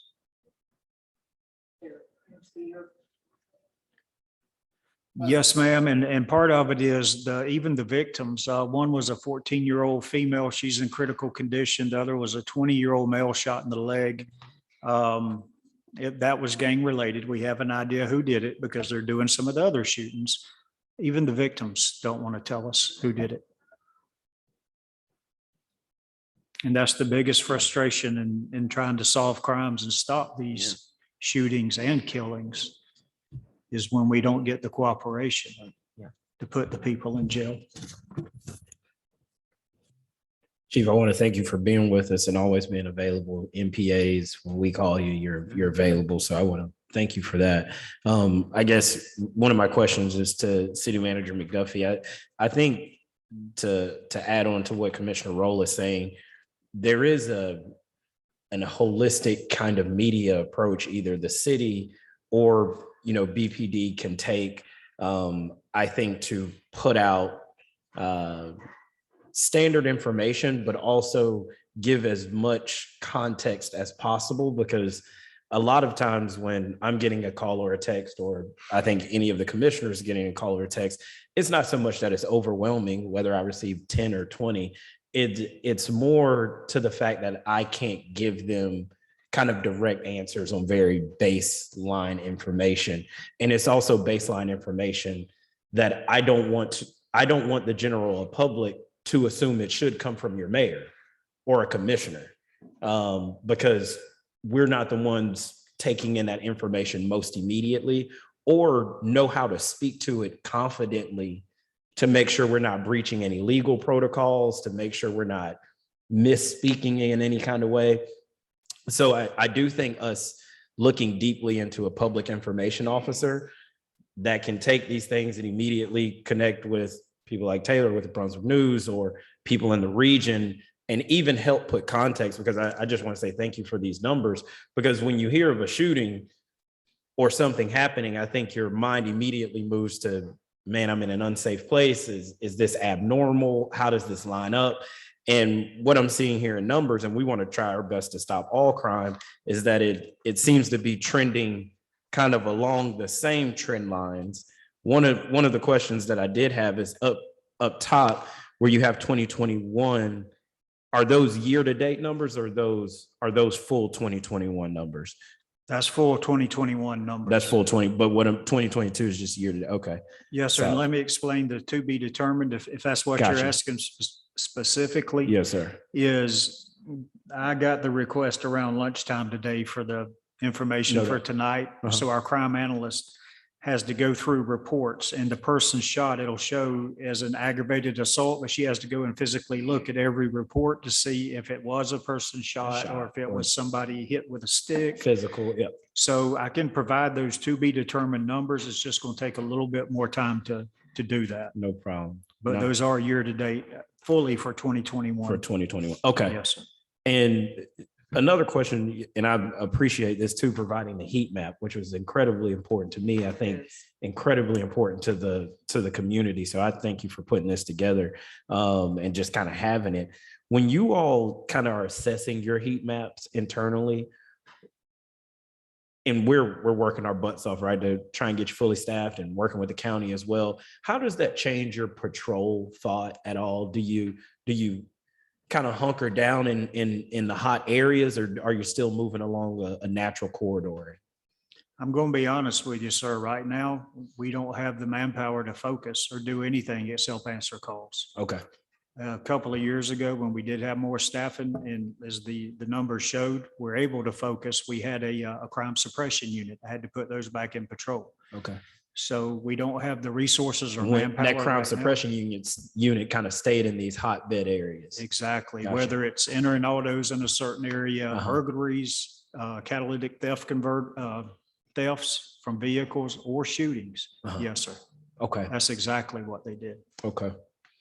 And so now when an officer, so there is probably no time during the night where an officer is between calls. It's kind of, are the calls kind of happening rapidly back to back? Because I'm trying to figure out when that officer is between that call, whether it's 20 minutes, 45 minutes, are they moving? Do they have kind of a natural route that they move on, or they're staying in certain quadrants? Yes, sir. Each officer is assigned to a zone. So Gotcha. say zone 1 or zone 4, which is south of Gloucester Street. There's an officer assigned to that zone. Gotcha. So during the night, when there's not call to call and there is downtime, Mhm. they are checking their extra watches, Gotcha. which in particular, like we just mentioned, are burglaries. A house was burglarized, a business was burglarized. Mm. And they're doing their reports that they received earlier in the night, but they do patrols. Mhm. And particularly in the, more than areas, they're looking for vehicles. We know specific vehicles which are involved in these shootings. One of them we found last Tuesday night, I think it was, or either Friday night, I can't keep my day straight. Was involved in a car-to-car shooting at each other, chasing each other up Goodyear to J Street. We found it ditched in Glenvilla parking lot Mhm. about an hour later. Car all Okay. shot up. Okay. So we look for specific vehicles. Gotcha. Gotcha. Yes, sir. And try to prevent and deter them from getting back together and shooting at each other again. I appreciate that. Thank you for that, Chief. I don't have any more questions. I have one. I just lost my question. Do you normally find when you arrest people or victims, can you determine if they're local residents or are these individuals from out of town? Yes, ma'am. We're able to determine that. And we do have a lot of the ones that I will say are gang related that are from out of town. That's what I thought. Yes, ma'am. Right. We're seeing a trend from Jacksonville in Right. particular over the last couple of years. What they do, and this is bad to say, but they will swap out gang members. If they have a shoot or something they want done in Jacksonville, they'll get somebody from here to go do it. Because the people down there, if they do the shoot a car, a house, person, whatever, they don't recognize them. And they bring them up from Jacksonville sometimes to do shoots here.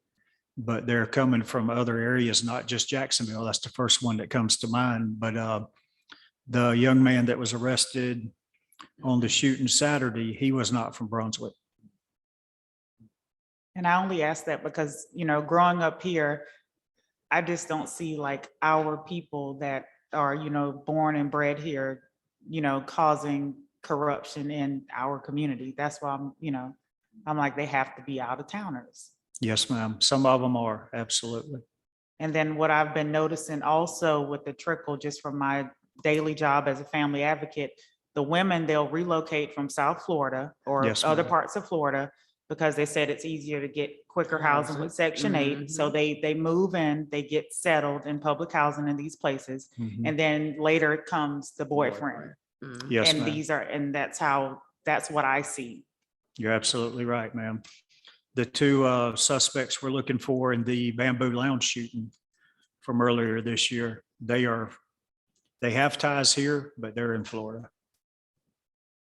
And that was the reason that I said, some of the stuff I said earlier was about the community because what Commissioner Rowe just spoke of is how they relocate here.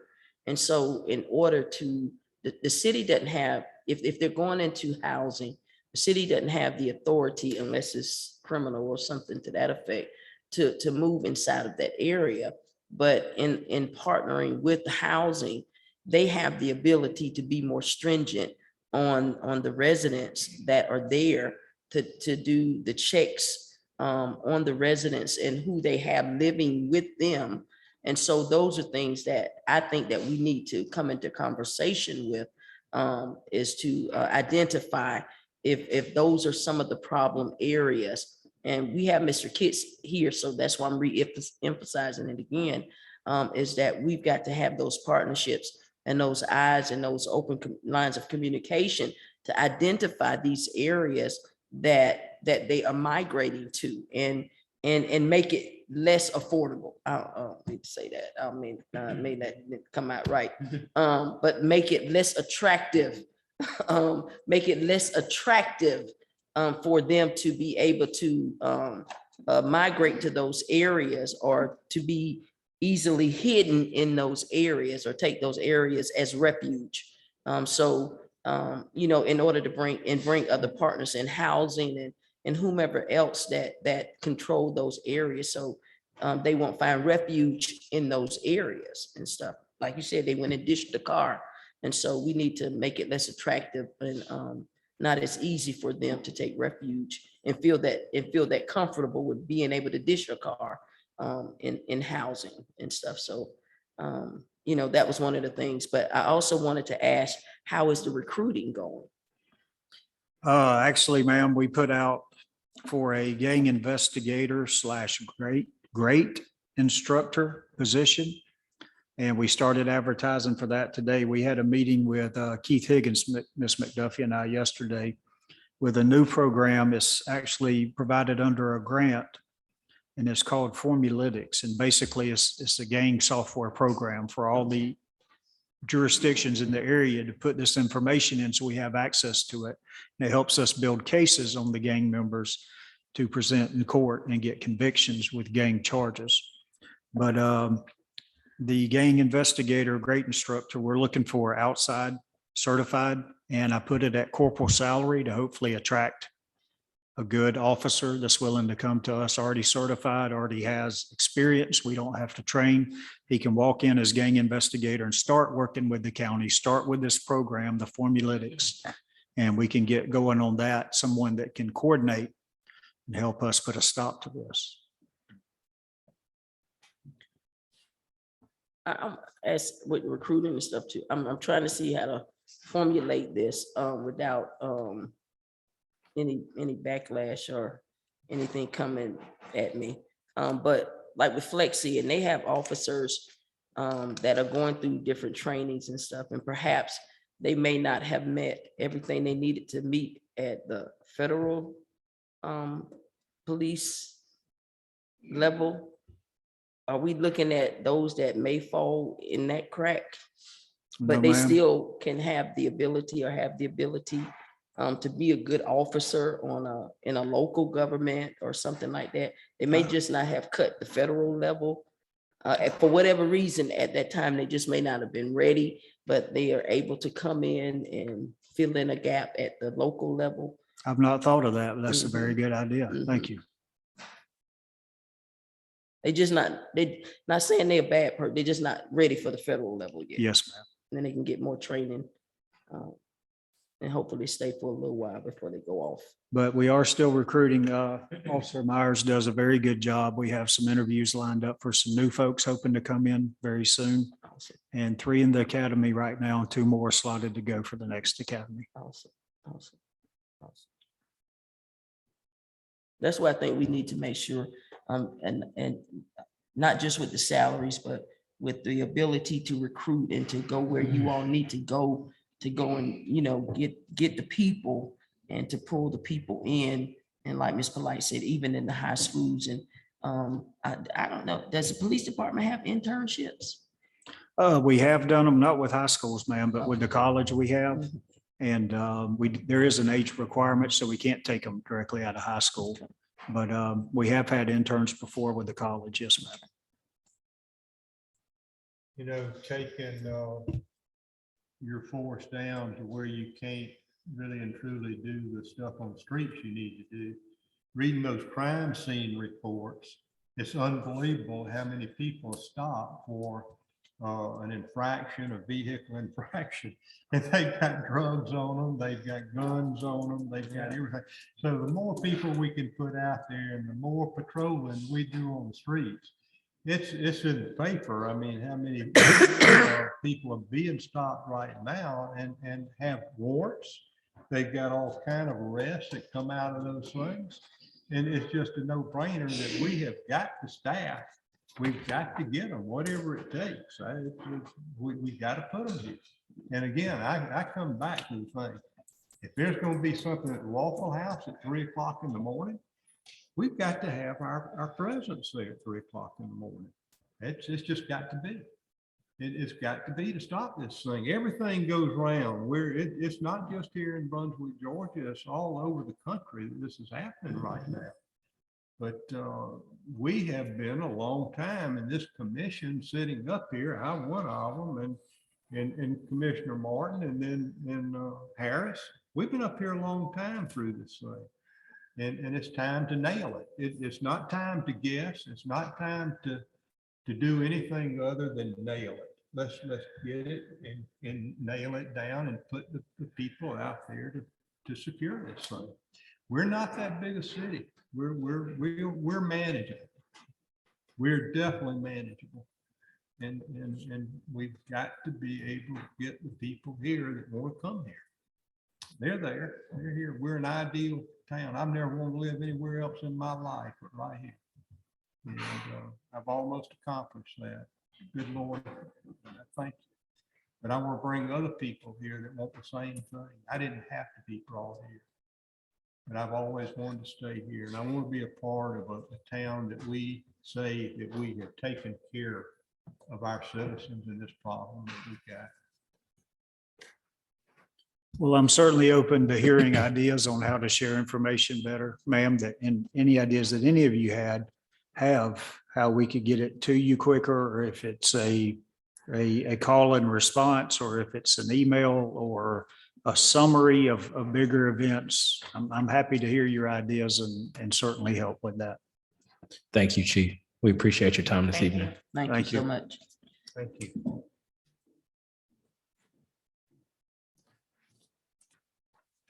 With that, we will move on to appointments. Going down to Brunswick Glen Economic Development Authority, 2 appointments, joint, and this is a joint appointment between Brunswick and Glen County. So we will now, I think we have someone in the crowd who has worked on these appointments, but I want to take the time to open it up to any commissioners for any questions.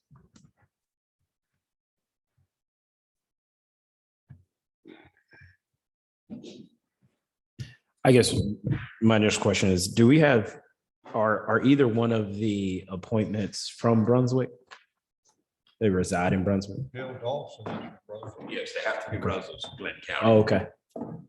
They have to say that one more time. They have to be residents of Glenn County to be on the board. Residents of Glenn County. Yes, But Mr. Dawson is a resident of Brunswick. I think he lives on St. Simons. St. Simons. And Chris- He grew up on so does- Brunswick Street in Brunswick, Georgia. Yeah, His and- daddy worked at the cocoa and bottling company. I he's guess, been with Georgia Ports Authority for 46 years. appreciate that. I want to try and lock in on the question. Are either one of the appointees living currently in the city of Brunswick? No, No. Christy Jordan lives on St. Simons also. Okay, so Chrissy Jordan and Mr. Dawson live on St. Simons. Okay. For general knowledge, can you give a broad-based understanding of the things the Economic Development Authority handles? Well, its job is to promote commerce, job creation, attract businesses, and also help existing industry in any way they can. They have authority to issue bonds, to finance transactions, and that's a major part of what they do. They have an executive director, Ryan Moore, whose job is to create jobs and seek industry here. Appreciate that. Have any of the projects from EDA over the past 2 years or 3 years been inside of the city limits? I really don't know. Okay. Bill Austin is a board member. He's here. Wonderful. Maybe- That's anybody who can provide the information. I'm happy to have it. Mr. Austin,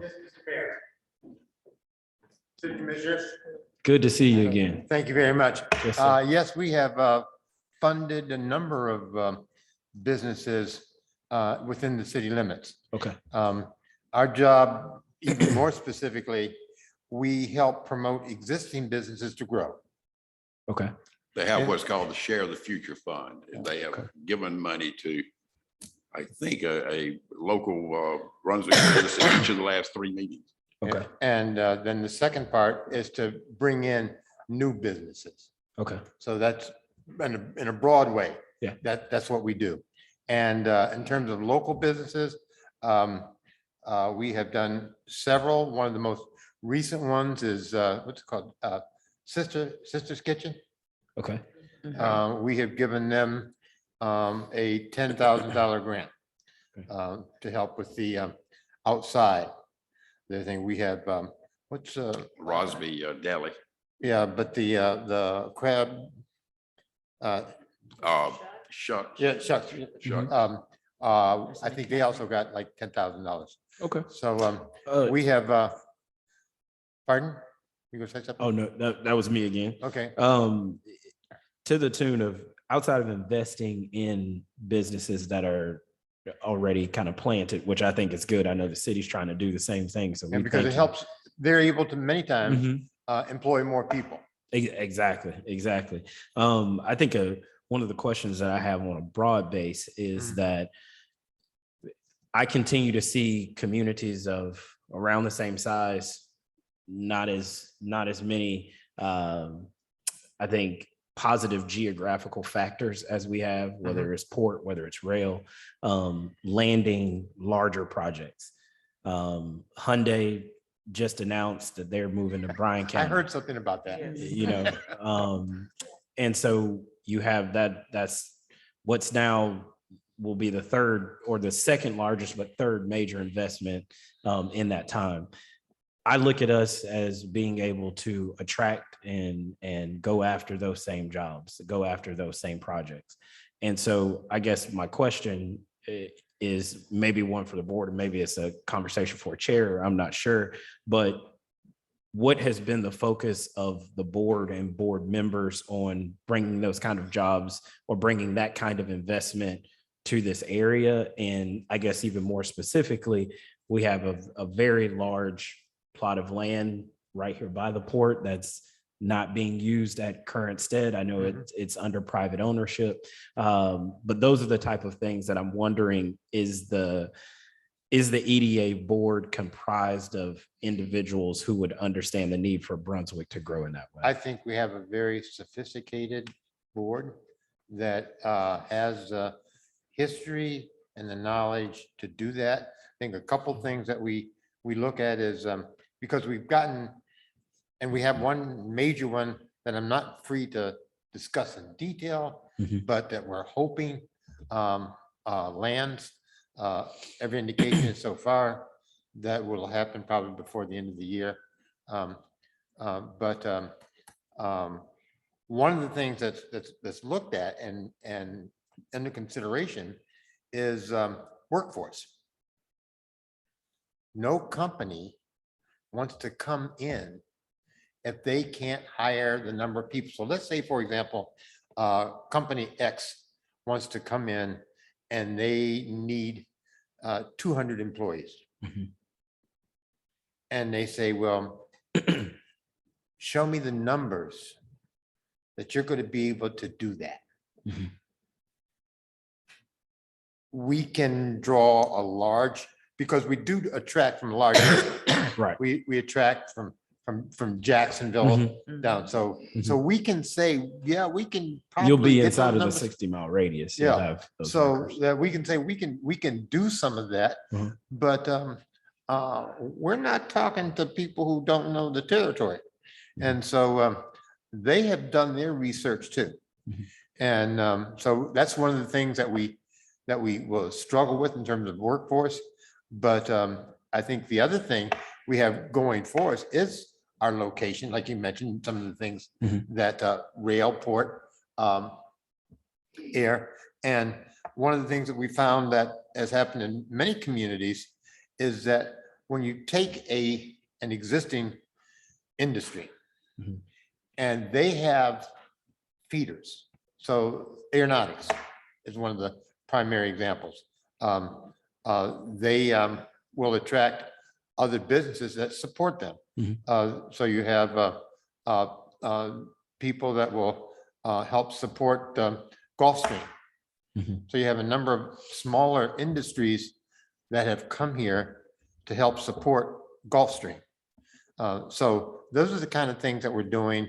We have some interesting and significant things that we do look at. One of the things that we try to make sure that we don't do is if an industry comes in and they want to do something that's going to really not help our environment, Mhm. we're not going to be too excited about that. That's good. That's good. I think one of the ways that I've seen the state obviously step into that workforce development void has been the Quick Start program. They did that in West Point. They're going to do that in Bryan County the same way. So when these larger economic development assets come to Brunswick sometimes, or come to the Glenn County area, I don't think they are holistically saying you got to have 200 workers, but you got to have the people at least willing to go through the Quick Start program to fill that void, which I think we do just as much as We work Bryan with County Quick- does. Yes. And so I guess inside of that, a couple questions more. Is there anyone currently on the board from Brunswick?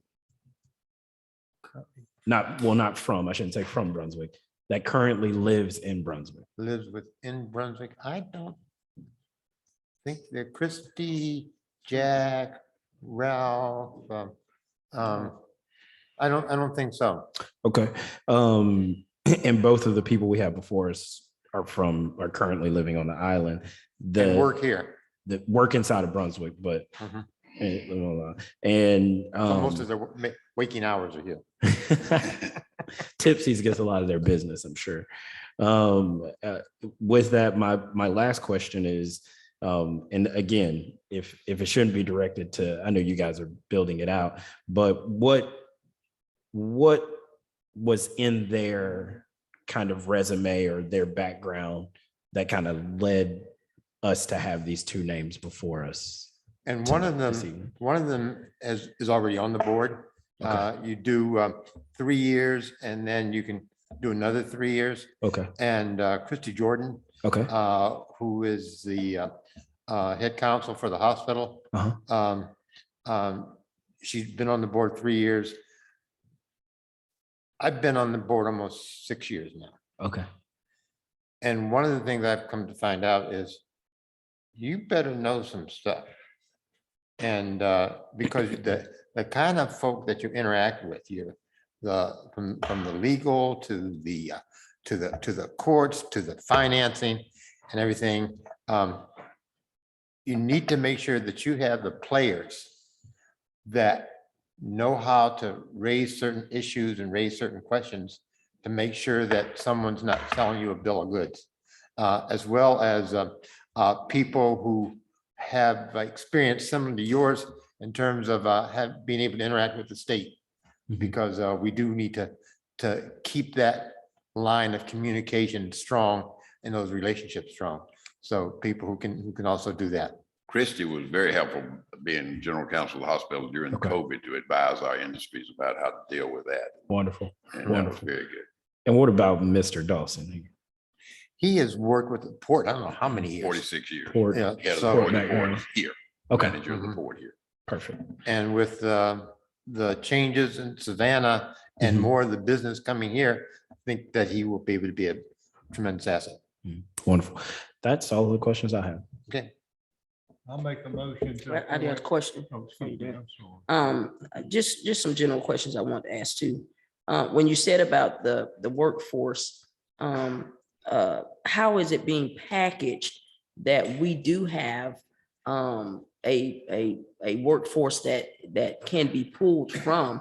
We're not just looking at Glenn County, as you said, we're looking at surrounding counties. That's just one question. And this question, the next question leads from this question, stems from the first question.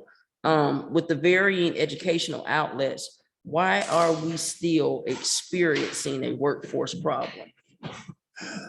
Commissioner, if I could answer that question, I would be able to have a whole lot of money. But it's a legitimate question. But it's a tough one because I have not been to any kind of meeting, whether it be million cups of coffee or anything else, that people are not desperate for workers. And I ask that because of the unemployment rate. And when we talk about economics and we're talking about people not having jobs, I know the COVID just did something to people, but even before COVID came in, these were still questions and problems we were dealing with even before COVID even was thought about to come this way. And so with the unemployment rate, and we tie all of that stuff in with the economics and stuff, it's like we're still being slapped with this same question year after year after year after year, but yet still we have such a great unemployment rate. And so, how do we bridge that gap between the unemployment rate and the workforce? One of the things that we're involved with to try to help change those numbers, it won't solve it completely, but the Golden House College and Career Academy, they have a CEO, and their current CEO, well, I guess she's left the position by now, but that position is really reports to the foundation. And so what we are doing, along with we're partnering with the school system to have that position, and we're gonna back it up with some funding to pay a portion of that salary, so that that person's primary role is going to be to do something to help strengthen that workforce. And where it comes from and how it comes from, they're going to need to know that, and they're going to be able to report directly more on that than has been done in the past. I know I saw the mayor out of Detroit, and I was reading, it's been a couple of years since I read it, and how they work with General Motors and some of the other larger corporations in that area and the magnificent training program that they had, that they just changed the face of an entire community, that entire community that wrapped around them with that training program that they offered and the people that they brought in to be a part and be sponsors in that training program. I have it on my cell phone somewhere. I'll talk with you about it another time, but it was an awesome program. And I mean, it's just the way that it changed the face of that community. And it was some of the larger corporations that helped to change that, to change that. Coastal area. Outreach Soccer, I believe it's General Motors that he's working. with. Yes, Sean, they went up and did a visit. I don't think it was at the magnitude that initially, because I was supposed to have gone on that visit Okay. with them and stuff too. But I know that they did go, but I don't know, the expansion of what came out of it and stuff. Because I think his plan was to really help to see that. And so that to come back and have his kids do more training so that they're able to follow up and take jobs like that. That's not just a one-time visit. That's an ongoing relationship that he has with General Motors. And so we'll be able to get more workers from there. Now, whether they stay here, I don't know, but they're going to be working. And we just got to have something, because we have a lot of brilliant minds like Mayor Johnson and Commissioner Rowe that, they've gone off. There's nothing wrong with it. That's a good thing to do. But how do we get them back home though? Yeah. I mean, because a lot of them, it's like, is there nothing for me to come back home to? So how do we get them back home? My daughter is one of the talents. And she's here now for a brief stint, but she's one of the talents. She's a sideline reporter for ESPN. She's one of the talents, but she's here for a stint, but she's not gonna stay here. Right. But it's like, how do you get them back here? How do you, what is it that we have to offer them to get them back here? Right. We want them to go off and see the world and stuff, but then we want them to bring some of that homegrown goodness back home too. And I think help us at one of the home. things that the College of Coastal Georgia talks about in their diversity program and other things that they're doing to keep people is people need to feel like they belong. Right. They feel that they belong, they stay. And we need to make sure that we're doing things to make people feel welcome. They have a voice. We listen, we hear, we respond, and that they feel that they belong, that they can make a difference. I think that's the kind of thing that it takes. Talking about the workforce, Babcock and Wilcox has been closed here now for 40 years. We used to run 3 buses from Brantley County to run the shop out there. Between 600 and 800 people at one time we employed, but we didn't have the people here in Brunswick, Georgia to help run that factory out there. And literally, guys that worked out there bought a Greyhound bus and they ran that bus from Brantley County. And I think they drew some people from Ware County also that would meet in Brantley County and drive the bus over.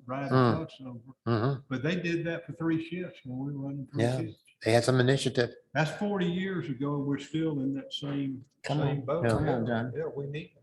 We really do. Yeah, I want us to be able to move forward. I will say on the onset, I think I heard, and if there's any additional questions, please have them. I heard Commissioner Kaysen maybe moving forward with a motion. I will say that for me, it is incredibly disconcerting that we don't have Brunswick representation on the board. It is important, and I've fought kind of across the board with a lot of these appointments, whether it's the appointment to the Convention and Visitors Bureau, and continue to have conversations with them about ensuring that the city has a vote in that space. And, I will fight kind of for the city in the same economic development space, because I think it is of the utmost importance to have someone who lives here, who has their family here, who understands the unique position that Brunswick is in. And I understand that we work all of these economic development deals really as a region, and even more so as a county. And so I know we're going to do these things together, but having someone on a multi-person board that, has some intrinsic understanding of where Brunswick stands, and that is is of importance to me. And so with that, I will pass it on to any other commissioners for questions and open it for the motion. I think not only being from Brunswick, but I also think it's very important to have a love of Brunswick. Definitely. I can speak personally to Bill Dawson. You want him on your development board, whether he lives in Brunswick. I agree with you 100%. I would like to have representation from Brunswick, but I would make the motion to approve Christie Jordan and Yes, but you don't want to. Bill Dawson to the Lane County Development Authority. Hearing a first and a second, all those in favor show by the usual sign of aye. Aye. All those opposed? Hearing none, the motion passes. Thank you very so much. Thank you very much, Commissioner. Have a good evening. Can you real quickly just let the full commission know when y'all regularly meet and that they are open? You want to do that? It's the first Tuesday of every month Thank you. at the Chamber Building above South Coast Bank. 9 o'clock. Public's open, and I would encourage people to apply to the commission next The time. meetings They are publish in the always, paper. That's it. are I appreciate always you. announced too. Mhm. Your meetings are in the sunshine. Mhm. As far as. Oh, yeah, we're Yeah. subject to open records and Am I open meeting right there, law. Sunshine? Yeah. Wonderful. Thank you guys so Okay, much. thank you. I appreciate you Thank guys. All right. Next, we'll move on down to number 7, consider approval of our May 18th regularly scheduled minutes. Ms. Atkinson, any changes for us?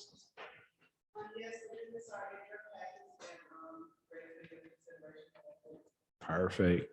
Do I hear a motion? Make, everybody's ready.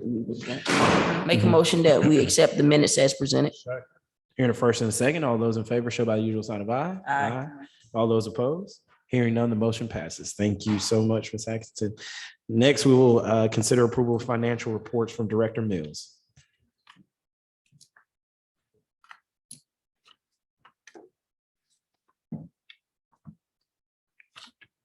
Good evening. Good evening. April is not a very interesting month, so we will be brief. Not a lot of going on during the month of April. But you do have April in front of you. We are at 83% through with the fiscal year. You'll see for the month of April, we had in the general fund expenditures over revenues of approximately $75,000.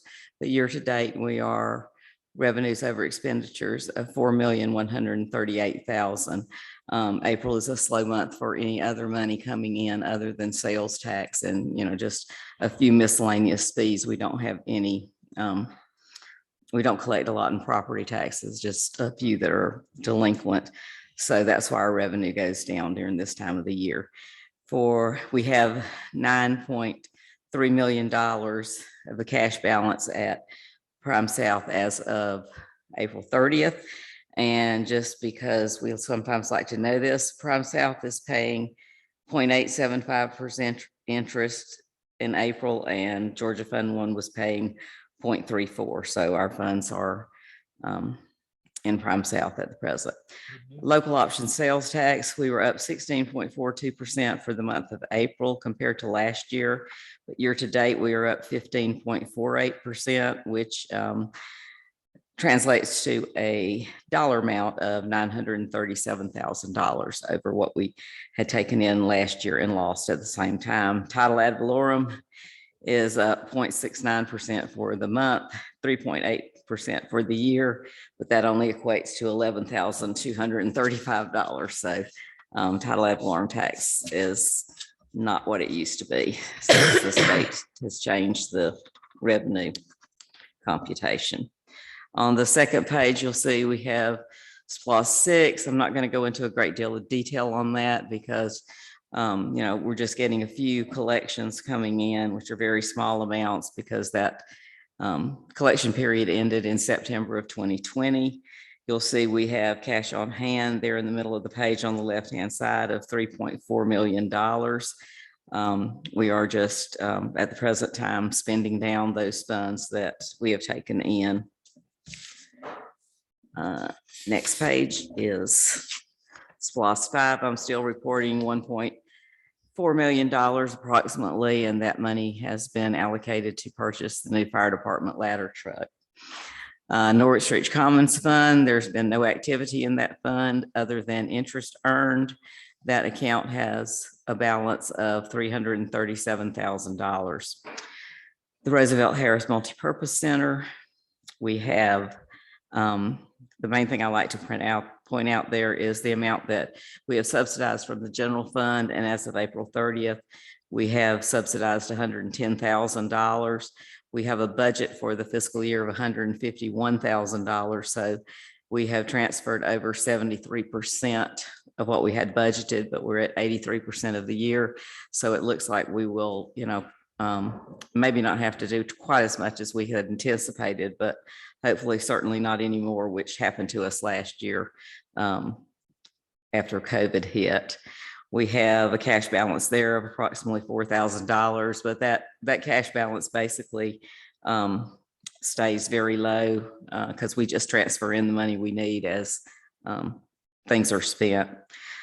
The ARPA fund, we have, as of April 30th, we had $4,641,000 to spend, which included the interest that was earned. We have dispersed $160,000 actually paid out, and that left us with a balance of $4,480,000. We've made in Back to Business Brunswick DDA, we spent approximately $105,000, and that's basically for 10 loans. So that would average out at $10,500 a loan. The Back to Brunswick, oh, that's a tongue twister. Back to Business Brunswick non-DDA loans, we've spent $55,000 as of April 30th on 5 loans. So that averaged out to $11,000.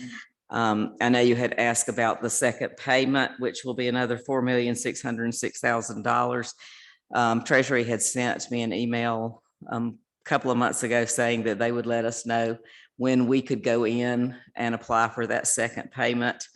Because I guess they were keeping it from everybody hitting it at the same time. And I did get an email on May the 19th saying we could go in and apply, and I went in that day and applied. So I think they said it would be about 30 days. So hopefully before the end of this month, we will get that second payment for those ARPA funds. On the next page, you have the sanitation fund. You'll see total revenues year to date, $2 million, total expenditures, $1.3 million, for an operating income there of $719,000. We have cash on hand in that fund of $512,000. And also we have an additional $194,000 that is still set aside and restricted for the T Street landfill in case we have to pay some more expenses on that. The sanitation billing runs approximately $128,000 a month. You'll see year to date, we've paid for trash pickup $1,282,000. Then you can see illegal refuse, $65,000 year to date, and street sweeping, $39,000. The stormwater utility fund, we have taken in $972,000 year to date. Expenditures, $935,000. Which gives us a net for the year of $37,000, but we do have a cash balance there of $443,000 because we had money from the previous fiscal year that had not been spent. Additional information, we have $15,000 or approximately $16,000 that was paid to BATS, which I guess is the Brunswick Area Transportation, I don't know, service, I don't know what his last name is, system, whatever. Anyway, that was the reimbursement that we had agreed to pay for the Bay Street design study, I guess. We paid out $3,000 in building repairs, and we paid out $3,500 in the month of April for aquatics repairs on the pool. And so that gave us the $3,000 for the building was to roof crafters, the $3,500 was to Jeff's pool. And I know at the finance committee meeting, there were some questions asked about the break-in that had occurred at Howard Coffin and the repairs that were going to have to be done. And I think Ms. McDuffie talked to Garrow and he let us know, I think that there's approximately $3,000 that we would be paying, and we actually have paid that in the month of May. So that should be showing up on your next month's statement. Roosevelt Lawrence Center. Down at the bottom, you'll see expenses for the month, $12,769. We average approximately $11,500 a month for the Roosevelt Lawrence Center. So we're well within, and I think we had paid 2 months of the electricity bill in the previous month. So that's why there's no electric bill showing. We paid one at the beginning of the month and one at the very end. So therefore it didn't show any, that was in March, so it didn't show any expenses in April. And that's basically it. If you have any questions, I'll be glad to try and answer them. Appreciate that. Director Mills, do we have any questions? Kathy, all our bills being paid, right? Yes, sir. I have a new employee who's handling our accounts payable. Her name is Sheila Day. We hired her from the temporary firm, and after about the first 2 days, I knew I wanted her permanent. And so she finished out her contract with, I guess, can't think of their name now, temporary people. Anyway, once she finished out her contract with them, then we have hired her full time, and she is very good at the accounts payable and very eager to learn and eager to dig and study stuff out for herself. So No problems getting packing slips and that sort of thing in to pay No. invoices through. That's great. no, That's good. Any other questions? Make a motion that we approve the financial report as of April 30th, 2022 as presented. second. Hearing a first and a second, all those in favor show by the usual sign of aye. Aye. All those opposed, the same. Hearing none, the motion passes. Thank you, Okay, thank Director you. Mills. I don't think we have executive session tonight, so I will entertain a motion to adjourn. Second. Hearing a first and a second, all those in favor show by the sign of aye. Aye. All those opposed, the same. Hearing none, this meeting is adjourned. Thank you. I know it. I'm like, man, darn, I can't. Oh, man. I tell you what. Good.